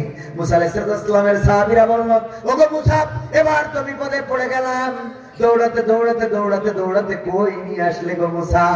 এখন সামনে নদী আর পিছনে ফেরাউনের বাহিনী, সামনে নদী পিছনের ফেরাউনের বাহিনী, আর তো বাঁচার কোন রাস্তা রইল না। তোমার পথে ঈমান আনার কারণে, তোমার দিনে ঈমান আনার কারণে এমন পরিস্থিতিতে তুমি দাঁড় করিয়েছো গো মুসা, যে এখন হয় নদীতে চুবানি খাবো, না হয় ফেরাউনের বাহিনীর হাতে নিহত হব। বলো এখন কি করবা? আল্লাহ রাব্বুল আলামিন মুসা আলাইহিস সালামকে বললেন, ওগো মুসা, লাঠি দিয়ে পানিতে বাড়ি দাও। ফেরাউনের বাহিনী যখন কাছাকাছি চলে আসলো, আল্লাহ রাস্তা প্রশস্ত করে দিলেন, নদীতে বাড়ি দিল। রাস্তা হইল কয়টা? হ্যাঁ বলেন। ভয় করে, আহারে ভয় করে যে ঠিক হয় না বেঠিক হয়। এই জন্য আমার একটা অনুষ্ঠান আছে, এভাবেও ভালো কাজ করা যায়। এই অনুষ্ঠানটা পরিচালনা করি সিরাজগঞ্জে, এখনো করা হয় নাই। সিরাজগঞ্জেও একটা পর্ব করব, জানতে চাইবো যে মানুষের ইসলামের জ্ঞান কতটুকু আছে। আমি জিজ্ঞাসা করি, বলেন ওযুর ফরজ কয়টা? বলে 3টা। কইলাম কি? কয় জোহর, আসর আর মাগরিব। জোহর, আসর আর মাগরিব হলো ওযুর ফরজ। আমি বললাম গোসলের ফরজ কয়টা? কয় 2টা। আমি বললাম কি? বলছে গোসলের আগে একবার উযু করার পর আর একবার উযু করা। আমি বললাম ইসলামের স্তম্ভ কয়টা? বললো 2টা। বললাম কি? কয় একটা হলো মা বাবার খেদমত করা, আর 2 নম্বর হলো বিয়ে করা। কিভাবে ইসলাম কি জানা জানে? বললাম কালেমায়ে তাইয়্যিবাটা পড়েন। বলছে এটা তো হবে। পড়েন লা ইলাহা ইল্লা আনতা সুবহানাকা ইন্নী কুনতু মিনাজ জালিমিন। এই হলো একটা পড়ছে ইন্না লিল্লাহি ওয়া ইন্না ইলাইহি রাজিউন। হুজুর বলি গেছে। ভগবান ভাইরা, আমাদের তো অনেক কিছু এরকম আছে। একবার একজন শিক্ষক বলতেছে লোকটি মারা গেল, ট্রান্সলেশন করো। বলছে হুজুর ইংরেজি দিয়ে বলতে হবে। কয় হ্যাঁ ইংরেজি দিয়ে বলো। কয় ইংরেজি দিয়ে হবে না, আরবি দিয়ে বলতে পারবো। ও বাবা, ইংরেজি পারো না, আরবি দিয়ে বলো? আচ্ছা ঠিক আছে, আরবি দিয়ে বল। বলছে ইন্না লিল্লাহি ওয়া ইন্না ইলাইহি রাজিউন। আরবি দিয়ে ট্রান্সলেশন করে, এটা ট্রান্সলেশন হলো। এর অর্থ কি? ওগো রব, নিশ্চয় আমরা, ওগো আল্লাহ, নিশ্চয় আমরা তোমার থেকে এসেছি। আমাদের ভালো মন্দ তোমার থেকে আসে। বেলা শেষে আবার তোমার কাছে আমাদের ফিরে যাওয়া লাগবে। আল্লাহর থেকে বিপদ বালা মুসিবত আসে, আবার আল্লাহর কাছেই ফিরে যেতে হবে।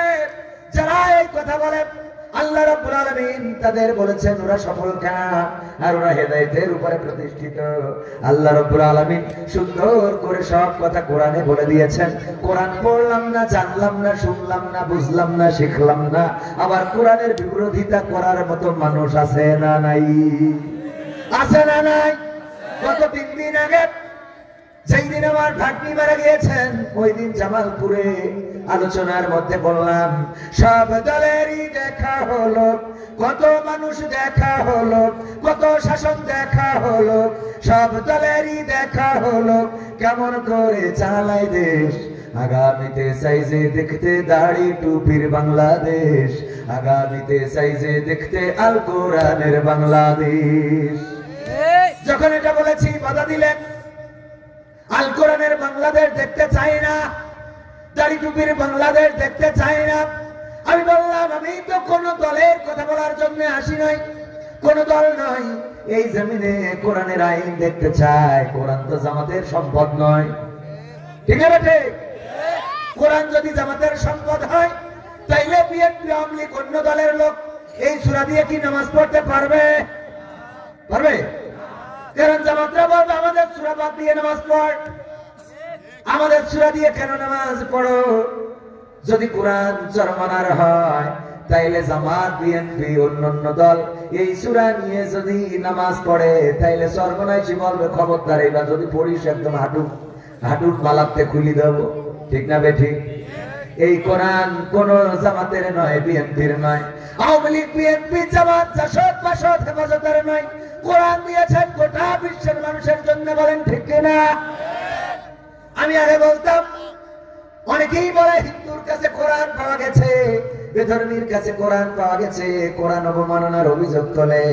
না, এই কোরআন অবমাননার অভিযোগ তোলা যাবে না, কারণ এই কোরআন হিন্দুরাও পড়বে, বৌদ্ধও পড়বে, খ্রিস্টানও পড়বে। তাদের হেদায়েতের জন্য কোরআন পড়ার দরকার আছে না নাই? অনেকেই না বুঝে আমার একটা নাটকও করা আছে যে হিন্দুর কাছে কোরআন, এই নিয়ে খুব নির্যাতন, যে হিন্দুর কাছে কেন কোরআন থাকবে। একজন হিন্দুও কোরআন পড়ার অধিকার রাখে না, রাখে না, কারণ কোরআন না পড়লে সে হেদায়েত বুঝবে কি করে? কথা বলেন। আল্লাহ যে তার জন্য পথের দিশা পাঠিয়েছেন, প্রথমেই তো আল্লাহ বলে দিয়েছেন আলিফ লাম মিম যালিকাল কিতাবু লা রাইবা ফীহি হুদাল লিল মুত্তাকিন। আমার আল্লাহ প্রথমেই কোন হিন্দু যদি কোরআন পড়ে, কেন পড়বে? প্রথমেই আলিফ লাম মিম এই সূরায় এর অর্থ করেন নাই। আল্লাহ রাব্বুল আলামিনের নবী এর অর্থ ব্যাখ্যা শিক্ষা দিয়ে যান নাই। শুধুমাত্র মমতাজ ছাড়া এটার ব্যাখ্যা কেউ করতে পারে নাই। মমতাজ একবার করেছিল, ঠিক না বেঠে? এটার ব্যাখ্যা নাই। এটার ব্যাপারে আল্লাহ রাব্বুল আলামিনই বলে দিয়েছেন। আমি কিছু আয়াত করে দিয়েছি প্রকাশ্য, আর কিছু অপ্রকাশ্য, কিছু মুতাশাবিহা, আর কিছু কি হ্যাঁ। তো আল্লাহ রাব্বুল আলামিন দিলেন কিছু স্পষ্ট, কিছু অস্পষ্ট। আমি তো বেশি বড় হুজুর নাই, জন্য মাঝে মাঝে বেঁধে যায়। চেষ্টা করতেছি যেন না বাঁধে, আল্লাহ যেন তৌফিক দেয়। কিন্তু কিছু আয়াত স্পষ্ট, কিছু অস্পষ্ট। এই স্পষ্ট আর অস্পষ্ট আয়াত আল্লাহ দিয়ে মানুষকে একটু পরীক্ষা নিতে চান যে স্পষ্ট আর অস্পষ্ট দুইটার পরে বিশ্বাস কারা আনে। যারা ঘোলাতে চায়, ঝামেলা বাঁধাতে চায়, তারা স্পষ্ট বাদ দিয়ে অস্পষ্ট না নিয়ে মাথামাতি করে। কিছু মুতাশাবিহাত আর কিছু মুহকাম, এরকম, তাই না? এই হুজুরা বলতে পারবে, ঠিক বলছি তো হুজুর?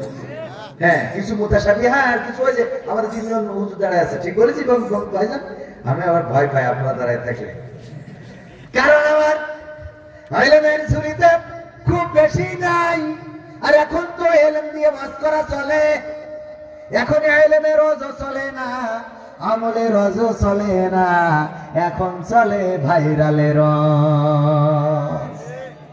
ঠিক আসতে বললাম কেন? সত্য বললাম না মিথ্যা বললাম? মসজিদের ইমাম আমার থেকে বড় আলেম, আজকের মাহফিলের বিশেষ বক্তা যিনারা ছিলেন জনাব হযরত মাওলানা বেলাল হোসেন সাহেব এবং জনাব মাওলানা আবুল বাশার সাহেব, উনারা আমার থেকে ইলমে আমলে সব দিক থেকে উপরে, এমনকি বয়সেও উপরে। কিন্তু আমারে আপনারা লাস্টে উঠাইছেন, কারণ ভাইরালের দিক থেকে আমি উপরে। এই ভাইরালের অশুনা যেদিন আপনারা বন্ধ করতে পারবেন, সেদিনই তাকওয়া অর্জন করতে পারবেন। যতদিন ভাইরালের ওয়াজ বন্ধ হবে না, ততদিন তাকওয়া অর্জন হবে। মসজিদের ইমাম সাহেব যখন বয়ান করবে, তখন লোক যদি বেড়ে যায়, বুঝবেন ইনারাই তাকওয়াবান।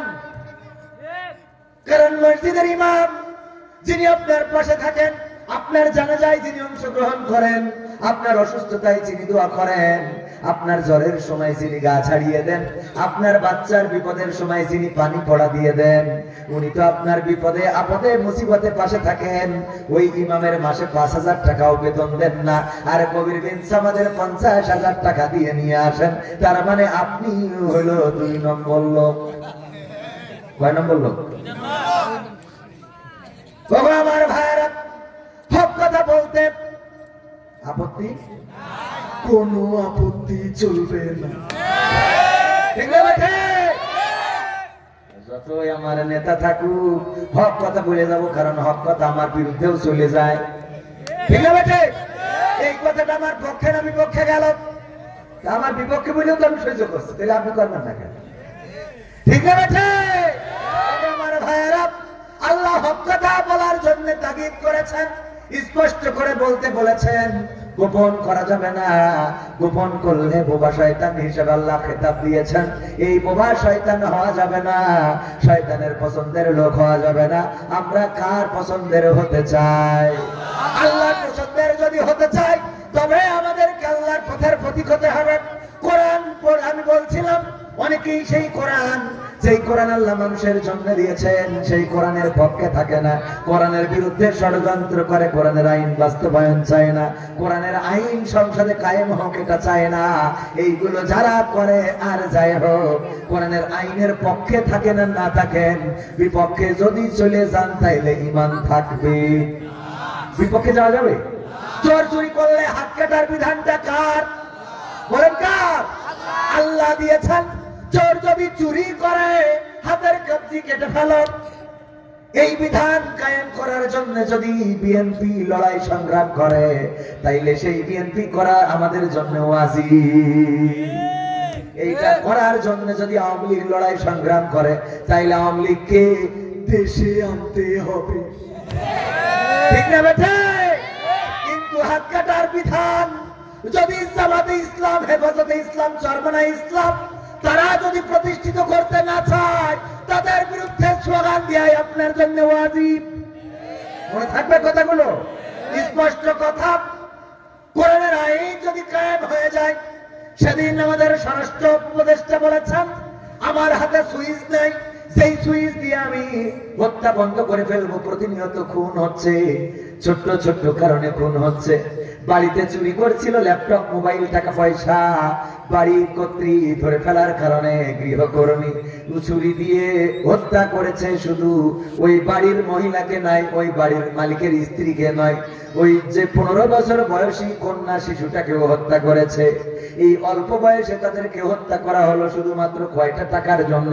তার স্বামী সাক্ষাৎকার দিয়েছেন টেলিভিশনে, দেখলাম যে বলতেছে কিছু টাকা পয়সা, ল্যাপটপ, মোবাইল চুরি করে এনে আমার হাতে দিতে চেয়েছিল, যখন বাধা দিয়েছে তখন হত্যা করেছে এবং না মরে যাওয়া পর্যন্ত বাড়ি থেকে বের হয় নাই। ওগো আমার ভাইয়েরা, স্বরাষ্ট্র উপদেষ্টা বললেন যে এমন হত্যা হচ্ছে, আমার হাতে সুইচ নাই যে বন্ধ করে দেব। আমি বললাম 1400 বছর আগে আমার আল্লাহ সুইচ দিয়েছে না দেয় নাই? আল্লাহ কোরআনে সুইচ দিয়ে দিয়েছেন। কিসাস, কি কিসাস? আল্লাহর দেওয়া সুইচ, আল্লাহর দেওয়া বিধান। যদি কেউ হত্যা করে, যেইভাবে হত্যা করবে প্রকাশ্যে তাকে সেইভাবে হত্যা করতে হবে। 32টারও বেশি ক্ষতর চিহ্ন পেয়েছে ওই যে গৃহকর্ত্রী, যিনি, তাকে আঘাত করা হয়েছে কয়টা? 32টারও বেশি, 32টার অধিক ছুরি দিয়ে আঘাত করা হয়েছে। আয়েশা নামের ওই মেয়েটাকেও অ্যারেস্ট করেছে পুলিশ। এখন মামলা চলবে, মামলা চলবে, মামলা চলবে। রায় হতে হতে আমাদের ইমোশনও শেষ হয়ে যাবে, বলেন ঠিক কিনা? বাবা তোমার দরবারে সব পাগলের খেলা, হরেক রকম পাগল দিয়া মিলাইছো মেলা। ও বাবা, হরেক রকম পাগল দিয়া মিলাইছো মেলা। বাবা তোমার দরবারে সব পাগলের খেলা। ইস্যুর পরে ইস্যু আসে, কত ইস্যু আসে পাশে। ইস্যুর পরে ইস্যু আসে, কত ইস্যু আসে পাশে। তদন্ত করিতে গিয়ে ফুরাই যে বেলা, তদন্ত করিতে গিয়ে ফুরাই যে বেলা। বাবা তোমার দরবারে সব পাগলের খেলা, বাবা তোমার দরবারে সব পাগলের খেলা। ঠিক বললাম না? ঠিক বললাম? একটা ইস্যু আসে আর একটা যায়, নতুন আবার আর একটা ইস্যু আসে। কয়েকদিন আগে পাবনায় 8টা কুত্তার বাচ্চা বাস্তায় ধরে পানিতে চুবান দিয়ে মেরেছে। এই নিয়ে কত আমাদের ইমোশন। ওই মহিলারেও জেল খাটাই ছেড়ে দিলাম, জেল খাটলো 4 দিন। সাথে 2 বছরের শিশু নিষ্পাপ বাচ্চাটারও জেল ফিরি দিলাম। মেরেছে কুকুরের বাচ্চা। অপরদিকে পাবনায় ছোট একটা বাচ্চা শিশুকে ধর্ষণ করে হত্যা করা হলো রে। ও আল্লাহ, ওই নিয়ে আমাদের কোন ইমোশন কাজ করলো? তার মানে মানুষের বাচ্চার দাম নাই, কুত্তার বাচ্চার মূল্য বেশি ভাই। ঠিক বলছি না? ঠিক বলছি? ধর্ষণ চলে, খুন চলে, হত্যা চলে, ওই নিয়ে আমাদের ইমোশন হয় না। আমরা কুত্তার বাচ্চার বিচার চাই, পাখি মারার বিচার চাই, আমরা বিড়াল মারার বিচার চাই, কিন্তু মানুষ মেরে ফেলে এই নিয়ে বিচার হয় না। ওই যে আয়েশাকে ধরা হলো, এই নিয়ে আর কোনো কোর্ট বসানোর দরকার নাই। প্রমাণ তো আছে, সিসিটিভিতে দেখা গেছে কাজের মানুষ বাড়িতে ঢুকেছে, আবার কাজের মানুষ সেই স্কুল ড্রেস পরে বাড়ি থেকে বের হয়ে গেছে। আবার তদন্তের কোনো দরকার আছে নাকি? দেখা যাচ্ছে ধর্ষণ করেছে, ভিডিও ধারণ করেছে, এরপরেও কয় তদন্ত করি দেখে। শয়তান, তোর এত দেখা শখ কেন? কথা কয় না, এ আছে না নাই? ধর্ষণ করে ভিডিও ধারণ করেছে, ফেসবুকে ছেড়ে দিয়েছে, এর জন্যই ধর্ষক গ্রেফতার হয়েছে। পুলিশ ভাই বলেছে তদন্ত করে দেখা হবে। তদন্ত, তোর ভিডিও দেখা যাচ্ছে, আবার তদন্ত কেন? তো বারবার দেখতে হবে কেন? এত শখ আসে কত? যেটা দেখা যাচ্ছে সেটার আবার তদন্ত কি? ওটার জন্য কোনো কোর্ট কাছারির দরকার নাই, বিচারকের দরকার নাই। বিচার তো হয়েই গেছে, এটা প্রমাণিত যে সে 7:51 ঢুকেছে আর 9টা কত মিনিটে যেন বের হয়েছে। প্রায় 2 ঘন্টা, 1 ঘন্টা 50 মিনিটের মধ্যে 2 জন মানুষকে হত্যা করেছে। প্রমাণ যেহেতু পাওয়া গেছে, এখন এইটার প্রকাশ্যে মাথা পর্যন্ত ঘিরে দিয়ে 32টা চুরি এরকম করে করতে হবে, করতে হবে, করতে হবে। 32 জায়গায়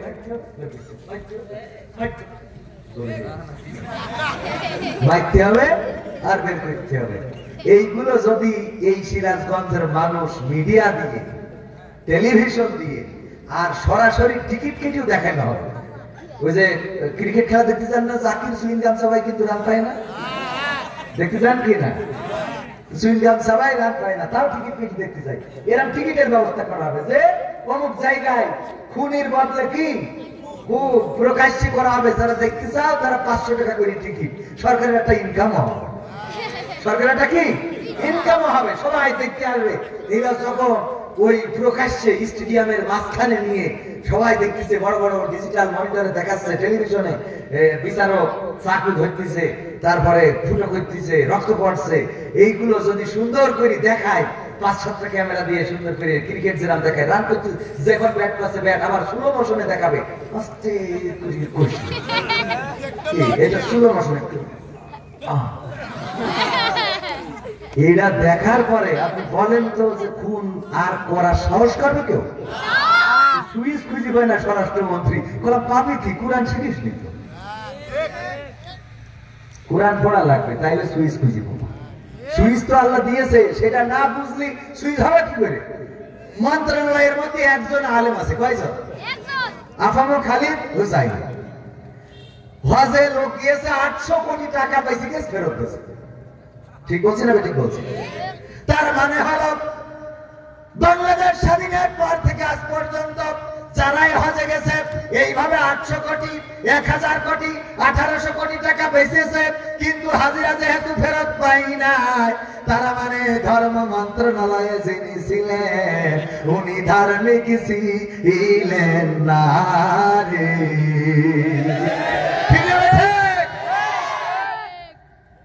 একবার মাত্র পরিচালনা করেছে আমাদের বুনিয়ামিন সাহেব, আপনার নামটাও সুন্দর, হযরত ইউসুফ আলাইহিস সালামের ভাইয়ের নামে না গিয়েছে, ইয়াকুব আলাইহিস সালাম ছেলে ইউসুফ আলাইহিস সালামের ভাই বুনিয়ামিন, উনিও ভাইয়ের পক্ষে ছিলেন, কিন্তু অন্য 10 জন ভাইয়ের কারণে যাই হোক অধিক যাব না, তো সুন্দর একটা নাম আলহামদুলিল্লাহ।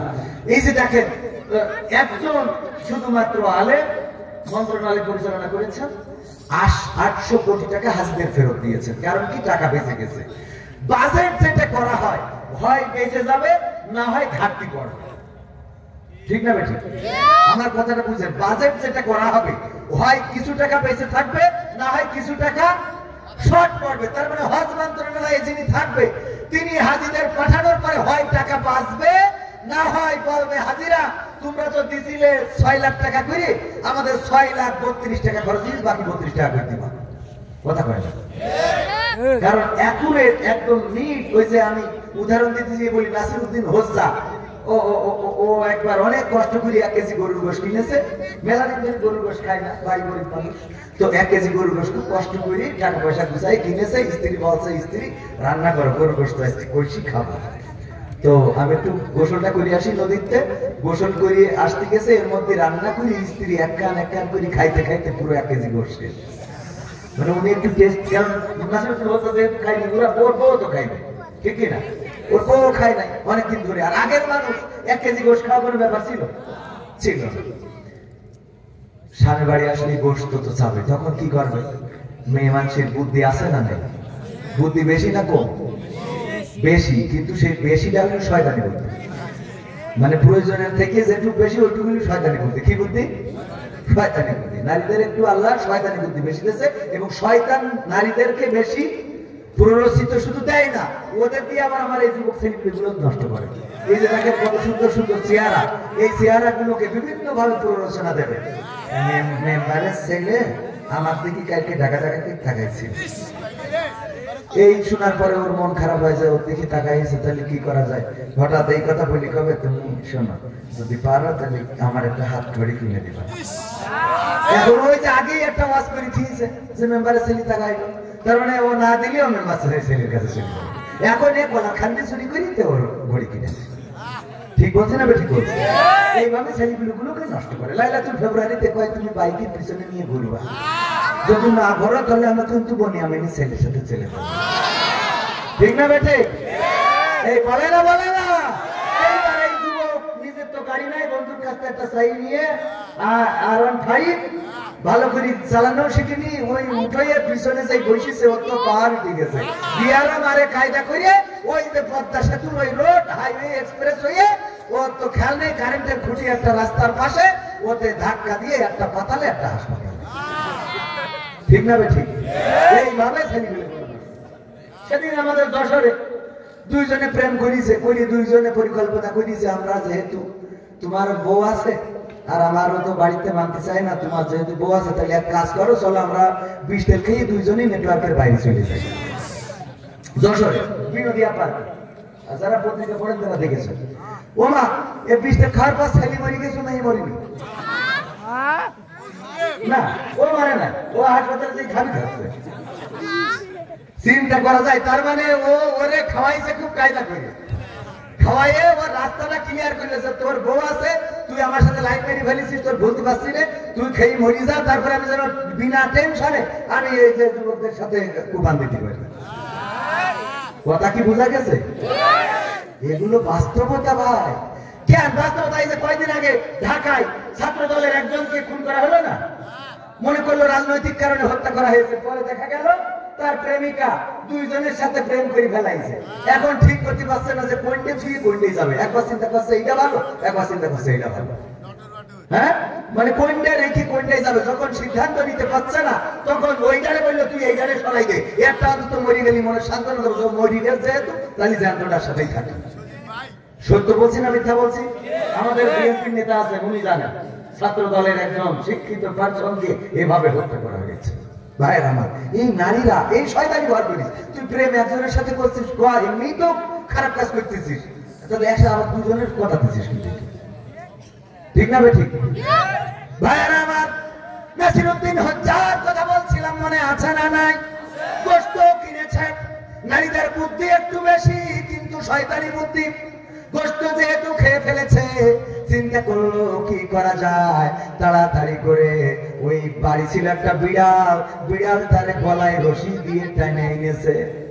এই যে নাসিরউদ্দিন হজ্জা যখন বলছে দাও স্ত্রী গোশত দাও, সরিষার তেল হইতেছে, নিয়ে আসো আজকে গরম ভাত আর গরুর গোশত দিয়ে মাখো মাখো করে খাবো। এসে বলছে মাখো করে খাবা? বিড়ালটা কতদিন কইছি ফেলাইতে, তুমি তো ফেলাইলে আজকে কি করতে করিয়ে কি হয়েছে? এই বিড়ালের সেই 1 কেজি গোশত খেয়ে সবার করিয়ে।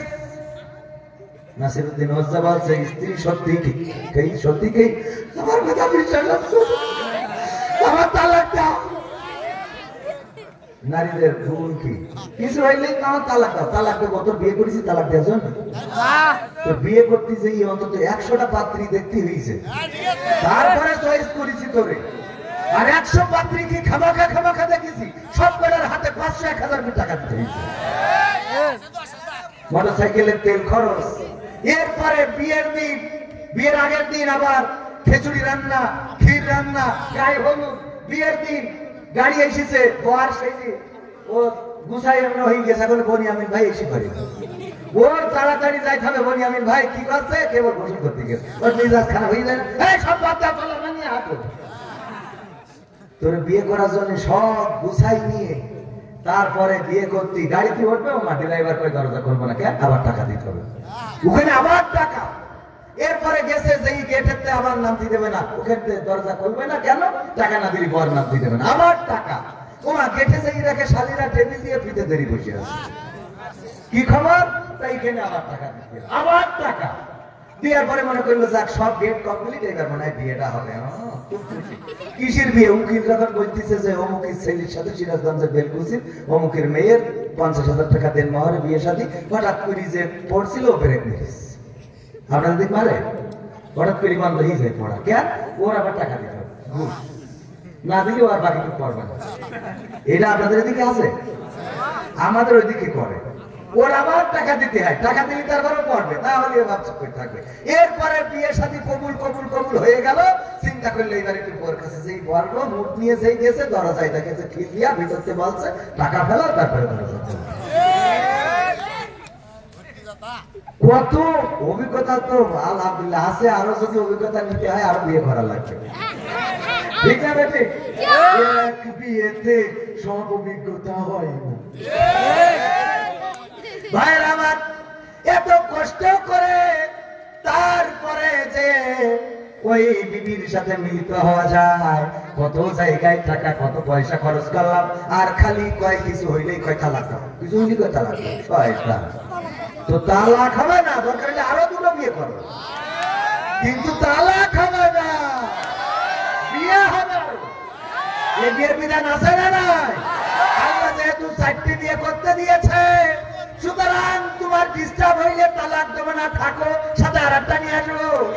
তোমার যদি কাজে কষ্ট হয় আর একটা বউ দেখে দিচ্ছি, কাজের লোকের দরকার নাই, বউ আর একটা নিয়ে আসা হবে। মা বোনেরা পর্দার অন্তরাল যে বলছে বাড়ি চলে হুজুর রাজার শোনার দরকার নেই, দেখেন বলছে আর বাড়ি চলে হুজুর। আজ যারা আপনারা এখানে রয়েছেন বাড়ি গেলে খবর আছে, আছে না নাই?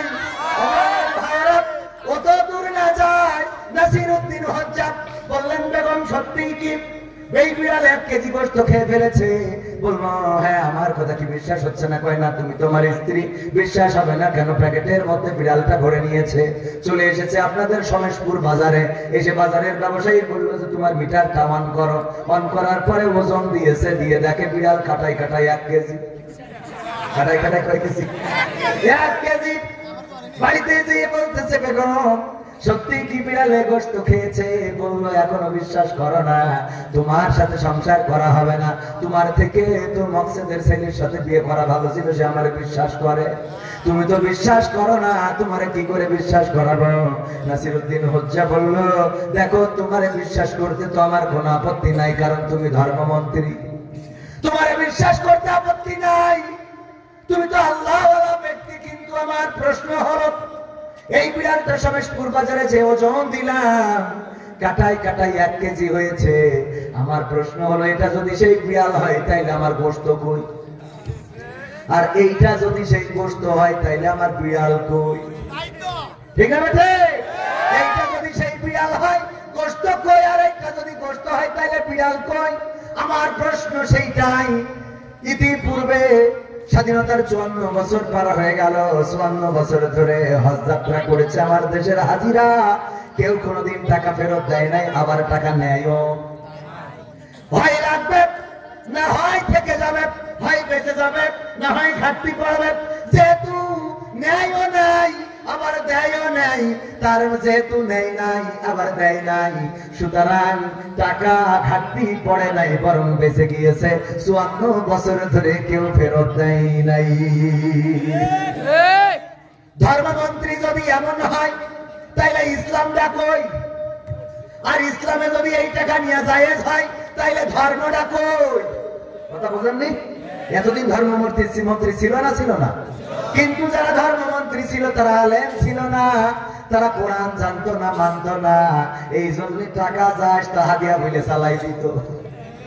নাও চালাই দাও, বিসমিল্লাহি আল্লাহু আকবার। মুরগি মরি গেছে, মরি যাওয়ার পরেও বিসমিল্লাহি আল্লাহু আকবার, নাও আল্লাহু আকবার। সত্যি বলছি না মিথ্যা বলছি? আমার ভাইরা, আলেমদেরকে যদি যোগ্য আসনে বসাতে পারেন, পরকালের ভয় যারা পায় তাদেরকে যদি যোগ্য আসনে বসাতে পারেন, কোরআনকে যারা সম্মান করেন তাদেরকে যদি যোগ্য আসনে বসাতে পারেন, আর কোরআনের আইনটা যদি সংসদ দিয়ে বাস্তবায়ন করে দিতে পারেন, তাইলে খুন বন্ধ হয়ে যাবে, ধর্ষণ বন্ধ হয়ে যাবে, চুরি বন্ধ হয়ে যাবে, ছিনতাই বন্ধ হয়ে যাবে। আমার যুবকদেরকে যদি কেউ ধর্ষণ করে, মাজা পর্যন্ত গেলে দিয়ে যদি পাথর মারা হয়, আর মানুষেরা যদি এটা দেখে, ইট যে মাথায় পড়লো, আবার সুগম মশনে দেখা হলো কেমন করে, কি করে আহা করে উঠলো, এইটা যদি দেখানো হয়, রিপ্লাই করে করে দেখানো হয় যে ওগো বাংলাদেশের মানুষ, যদি কেউ জেনা করো বিবাহিত, আর যদি কেউ ধর্ষণ করো হোক বিবাহিত বা অবিবাহিত, তোমাদের মাজা পর্যন্ত গেড়ে দিয়ে চারিদিক থেকে পাথর মেরে হত্যা করা হবে। এইগুলো যদি টেলিভিশনে দেখানো হয়, স্যাটেলাইটে দেখানো হয়, যদি ইউটিউব চ্যানেলে দেখানো হয়, ফেসবুকে দেখানো হয়, এইগুলো দেখার পরে আমার যুবকেরা আর কোনো গার্লস স্কুলের সামনে ভিড় করবে না। ডাইরেক্ট বলবে এক দফা এক দাবি, আব্বা বিয়ে কবে দিবি? কারণ বিয়ে ছাড়া তো নিজেরা ঠিক রাখতে পারি না। আর যদি ভুল করি তাইলে মাঝে পর্যন্ত গেড়ি দিয়ে সঙ্গে সার আছে না নাই? সুতরাং কোরআনের আইন যদি কায়েম হয়ে যায়, চোর চুরি করলে হাত কাটার বিধান। আমি যদি এসে বলি বাবারা কেউ চুরি করবে না, হাতের কবজি আমার নাই, আমি যদি বাবারা কেউ চুরি করবে না, বাবা চুরি করলে হাতের কবজি থাকবে, আপনারা বলবেন হুজুর আপনার হাতের কবজি কই? আমি বলবো বাবা আমার দেশে আখ কুইশাল গ্যান্ডারি লাগাইছিল আমার বাবা, ওইটা আমি যখন মাড়াই করার জন্য আমি ঢুকাচ্ছিলাম মেশিনের মধ্যে, হঠাৎ করে হাত ঢুকে গিয়েছিল, এই হাত ঢুকে যাওয়ার কারণে হাতটা কেটে বাদ দিতে হয়েছে। আপনারা কেউ মাইন্ড করবেন না, বাড়ি যাওয়ার সময় বলবেন যে এই হুজুর আসলে যশোরের চোর ছিল। সবাই জিকির করেন লা ইলাহা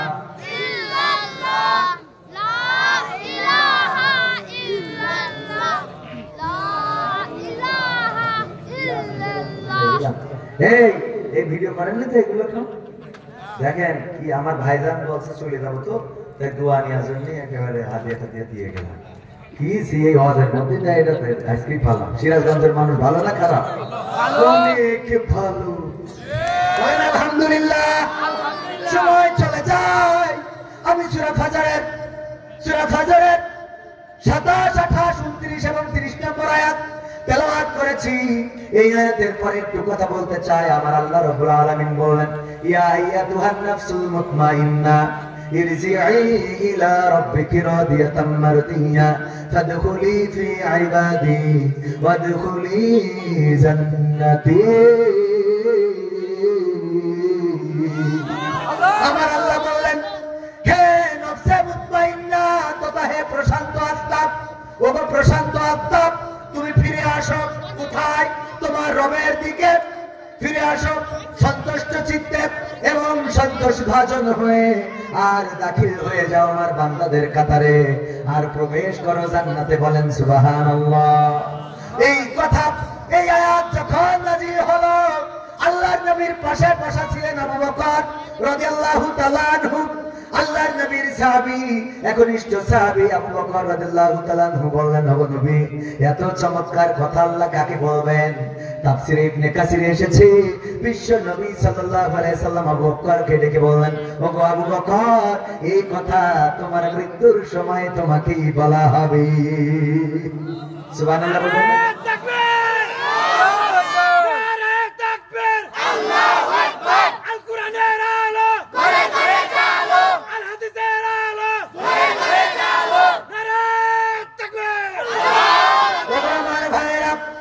রাত গভীর হচ্ছে, আরেকটু সময় কি সামনে আগাবো? আরেকটু সময় যদি দিতে পারেন, 10-15 মিনিট কি দেয়া যায়? ওই যে আমার ভাইজান, ও ভাই ভাই কি কষ্ট হয়ে যাচ্ছে শুনে? ও না, ওখানে বসবে মানে একটু ভালো করে বসতেছে আলহামদুলিল্লাহ। আরেকটু সময় সামান্য 10-15 মিনিট কষ্ট হবে ইনশাআল্লাহ। এখনো তো কত সঙ্গীত শুনতে মন চাই। তুমি জান লাগে আইএম বিভর তার তো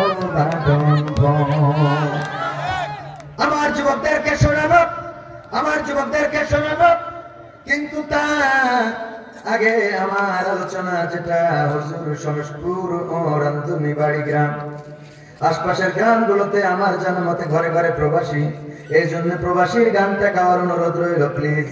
মন্ত্রীরা সব কোথায় গেল? সব দলেরই দেখা হলো, কেমন করে চালাই দেশ এইগুলো শুনতে চায়। শোনাবো? শোনাবো ইনশাআল্লাহ। কত সঙ্গীত তো মনে পড়ে। কি হবে বেঁচে থেকে অযথা বিদ্যা শিখে যদি না গড়তে পারি শোষণবিহীন সমাজটাকে? কি হবে বেঁচে থেকে? কি হবে ছাত্র সেজে চুমু খেয়ে সনদ খানা যদি হয় বিদ্যালয়টা পরিমণিদের আড্ডাখানা? কি হবে ছাত্র সেজে চুমু খেয়ে সনদ খানা যদি হয় বিদ্যালয়টা ইয়াবাখরদের আড্ডাখানা? এর থেকে মরাই ভালো, দেশ ছেড়ে যাওয়াই ভালো, এর থেকে মরাই ভালো, দেশ ছেড়ে যাওয়াই ভালো। কি হবে ধোকা দিয়ে বিবেকটাকে? কি হবে ধোকা দিয়ে বিবেকটাকে? কি হবে বেঁচে থেকে অযথা বিদ্যা শিখে যদি না গড়তে পারি শোষণবিহীন সমাজটাকে? কি হবে বেঁচে থেকে? কি হবে যুবক নামের বোঝা হয়ে এই ধরাতে যেখানে মা বোনেরা ধর্ষিতা হয় দিনে রাতে? কি হবে যুবক নামের বোঝা হয়ে এই ধরাতে যেখানে মা বোনেরা ধর্ষিতা হয় দিনে রাতে? যৌবনের সার্থকতা ঘুষিবে সকল ব্যথা, যৌবনের সার্থকতা ঘুষিবে সকল ব্যথা। পারো যদি বলি দিতে মানুষ রূপী পশুটাকে, পারো যদি বলি দিতে মানুষ রূপী পশুটাকে? কি হবে বেঁচে থেকে অযথা বিদ্যা শিখে যদি না গড়তে পারি শোষণবিহীন সমাজটাকে? কি হবে বেঁচে থেকে? কি হবে লেখালেখি কলমবাজির ওই মহড়া সমাজের আসল চিত্র যদি না যাই তুলে ধরা? কি হবে টিভি চ্যানেল সাংবাদিকের এই ক্যামেরা সমাজের আসল চিত্র যদি না যাই ভিডিও করা? যদি ওই ঘুষের বলে কলমটা উল্টো চলে, যদি ওই হ্যালো কলে ক্যামেরা উল্টো বলে, তবে কি যাবে রক্ষা দুর্নীতিকে? তবে কি যাবে রক্ষা দুর্নীতিকে? কি হবে বেঁচে থেকে অযথা বিদ্যা শিখে যদি না গড়তে পারি শোষণবিহীন সমাজটাকে? কি হবে বেঁচে থেকে? কি হবে নামাজ রোজা ইমানদারির বড়াই করে যদি ওই খোদার কোরআন বাউলরা অবমাননা করে? কি হবে নামাজ রোজা ইমানদারির বড়াই করে যদি ওই খোদার কিতাব বাউলরা অবমাননা করে? মসজিদের কোণে বসে জিকির যত করো বসে, মসজিদের কোণে বসে তাসবিহ যত টানো ঠেসে, এভাবে যাই না পাওয়া আল্লাহকে? যাবে এভাবে যাই না পাওয়া আল্লাহকে? কি হবে বেঁচে থেকে অযথা বিদ্যা শিখে যদি না গড়তে পারি শোষণবিহীন সমাজটাকে? কি হবে বেঁচে থেকে? কি হবে আলেম হয়ে ইমাম সেজে মসজিদেতে পারো যদি সত্য কথা উচ্চ স্বরে না বলিতে? এমন আলেম আছে না নাই?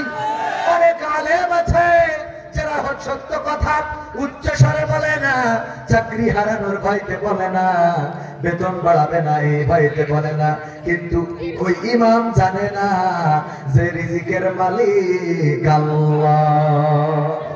ঠিক না বেঠে? হক কথা বলার জন্য পিছপা হওয়া যাবে না।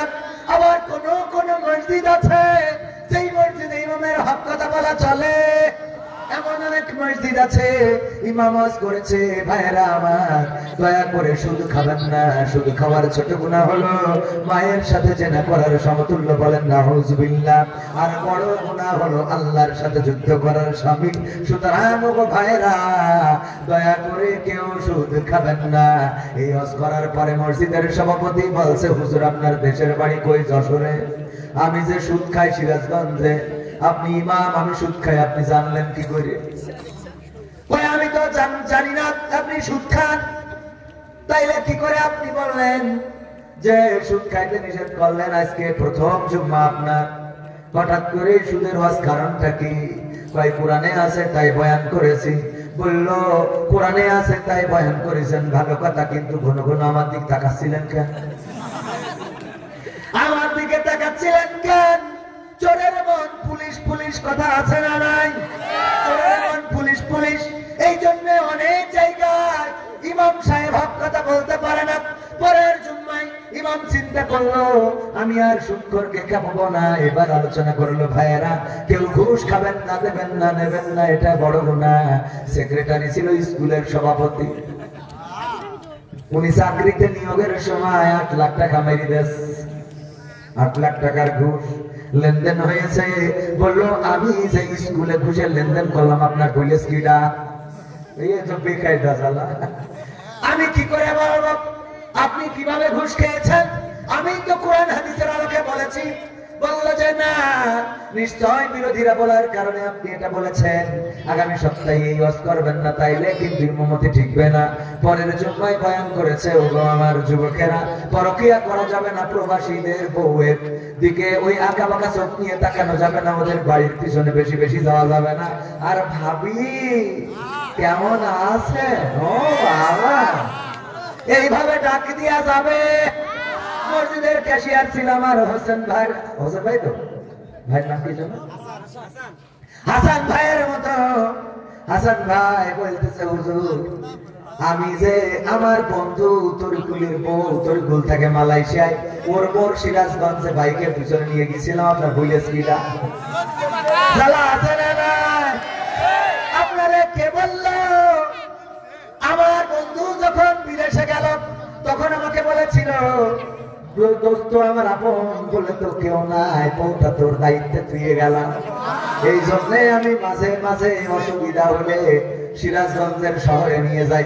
রাস্তায় কভার স্পিড ব্রেক বানিয়েছে, রাস্তায় যে বিট বানিয়েছে ওগুলোকে আমি বানাইছি না, সরকার বানাইছে। আমার ওই বড় গাড়ি চালাই তো জোরে হঠাৎ ব্রেক করতে হয়েছে, ও ঘায়ের পরে পড়েছে। আপনি জানলেন কি করে? ঠিক আছে, হুজুর বলতেছে আমি তো বিপদে পড়ে গেলাম, যাই হোক করি সব কমিটির বিরুদ্ধে চলে যায়। বলতেছে প্রথম সপ্তাহে আপনি সভাপতিকে ডিস্টার্ব করেছেন, দ্বিতীয় সপ্তাহে সেক্রেটারি, আজ আবার আমি ক্যাশিয়ার, আমার বিরুদ্ধে বয়ান করলেন। চতুর্থ সপ্তাহ দেখবো যদি ওয়াজ ভালো না হয় তাইলে কিন্তু যেমনে আইছেন যাবেন হেমনে। যশোরের মানুষ এই বেলকুচি ছেড়ে যশোরের ব্যাক করা লাগবে।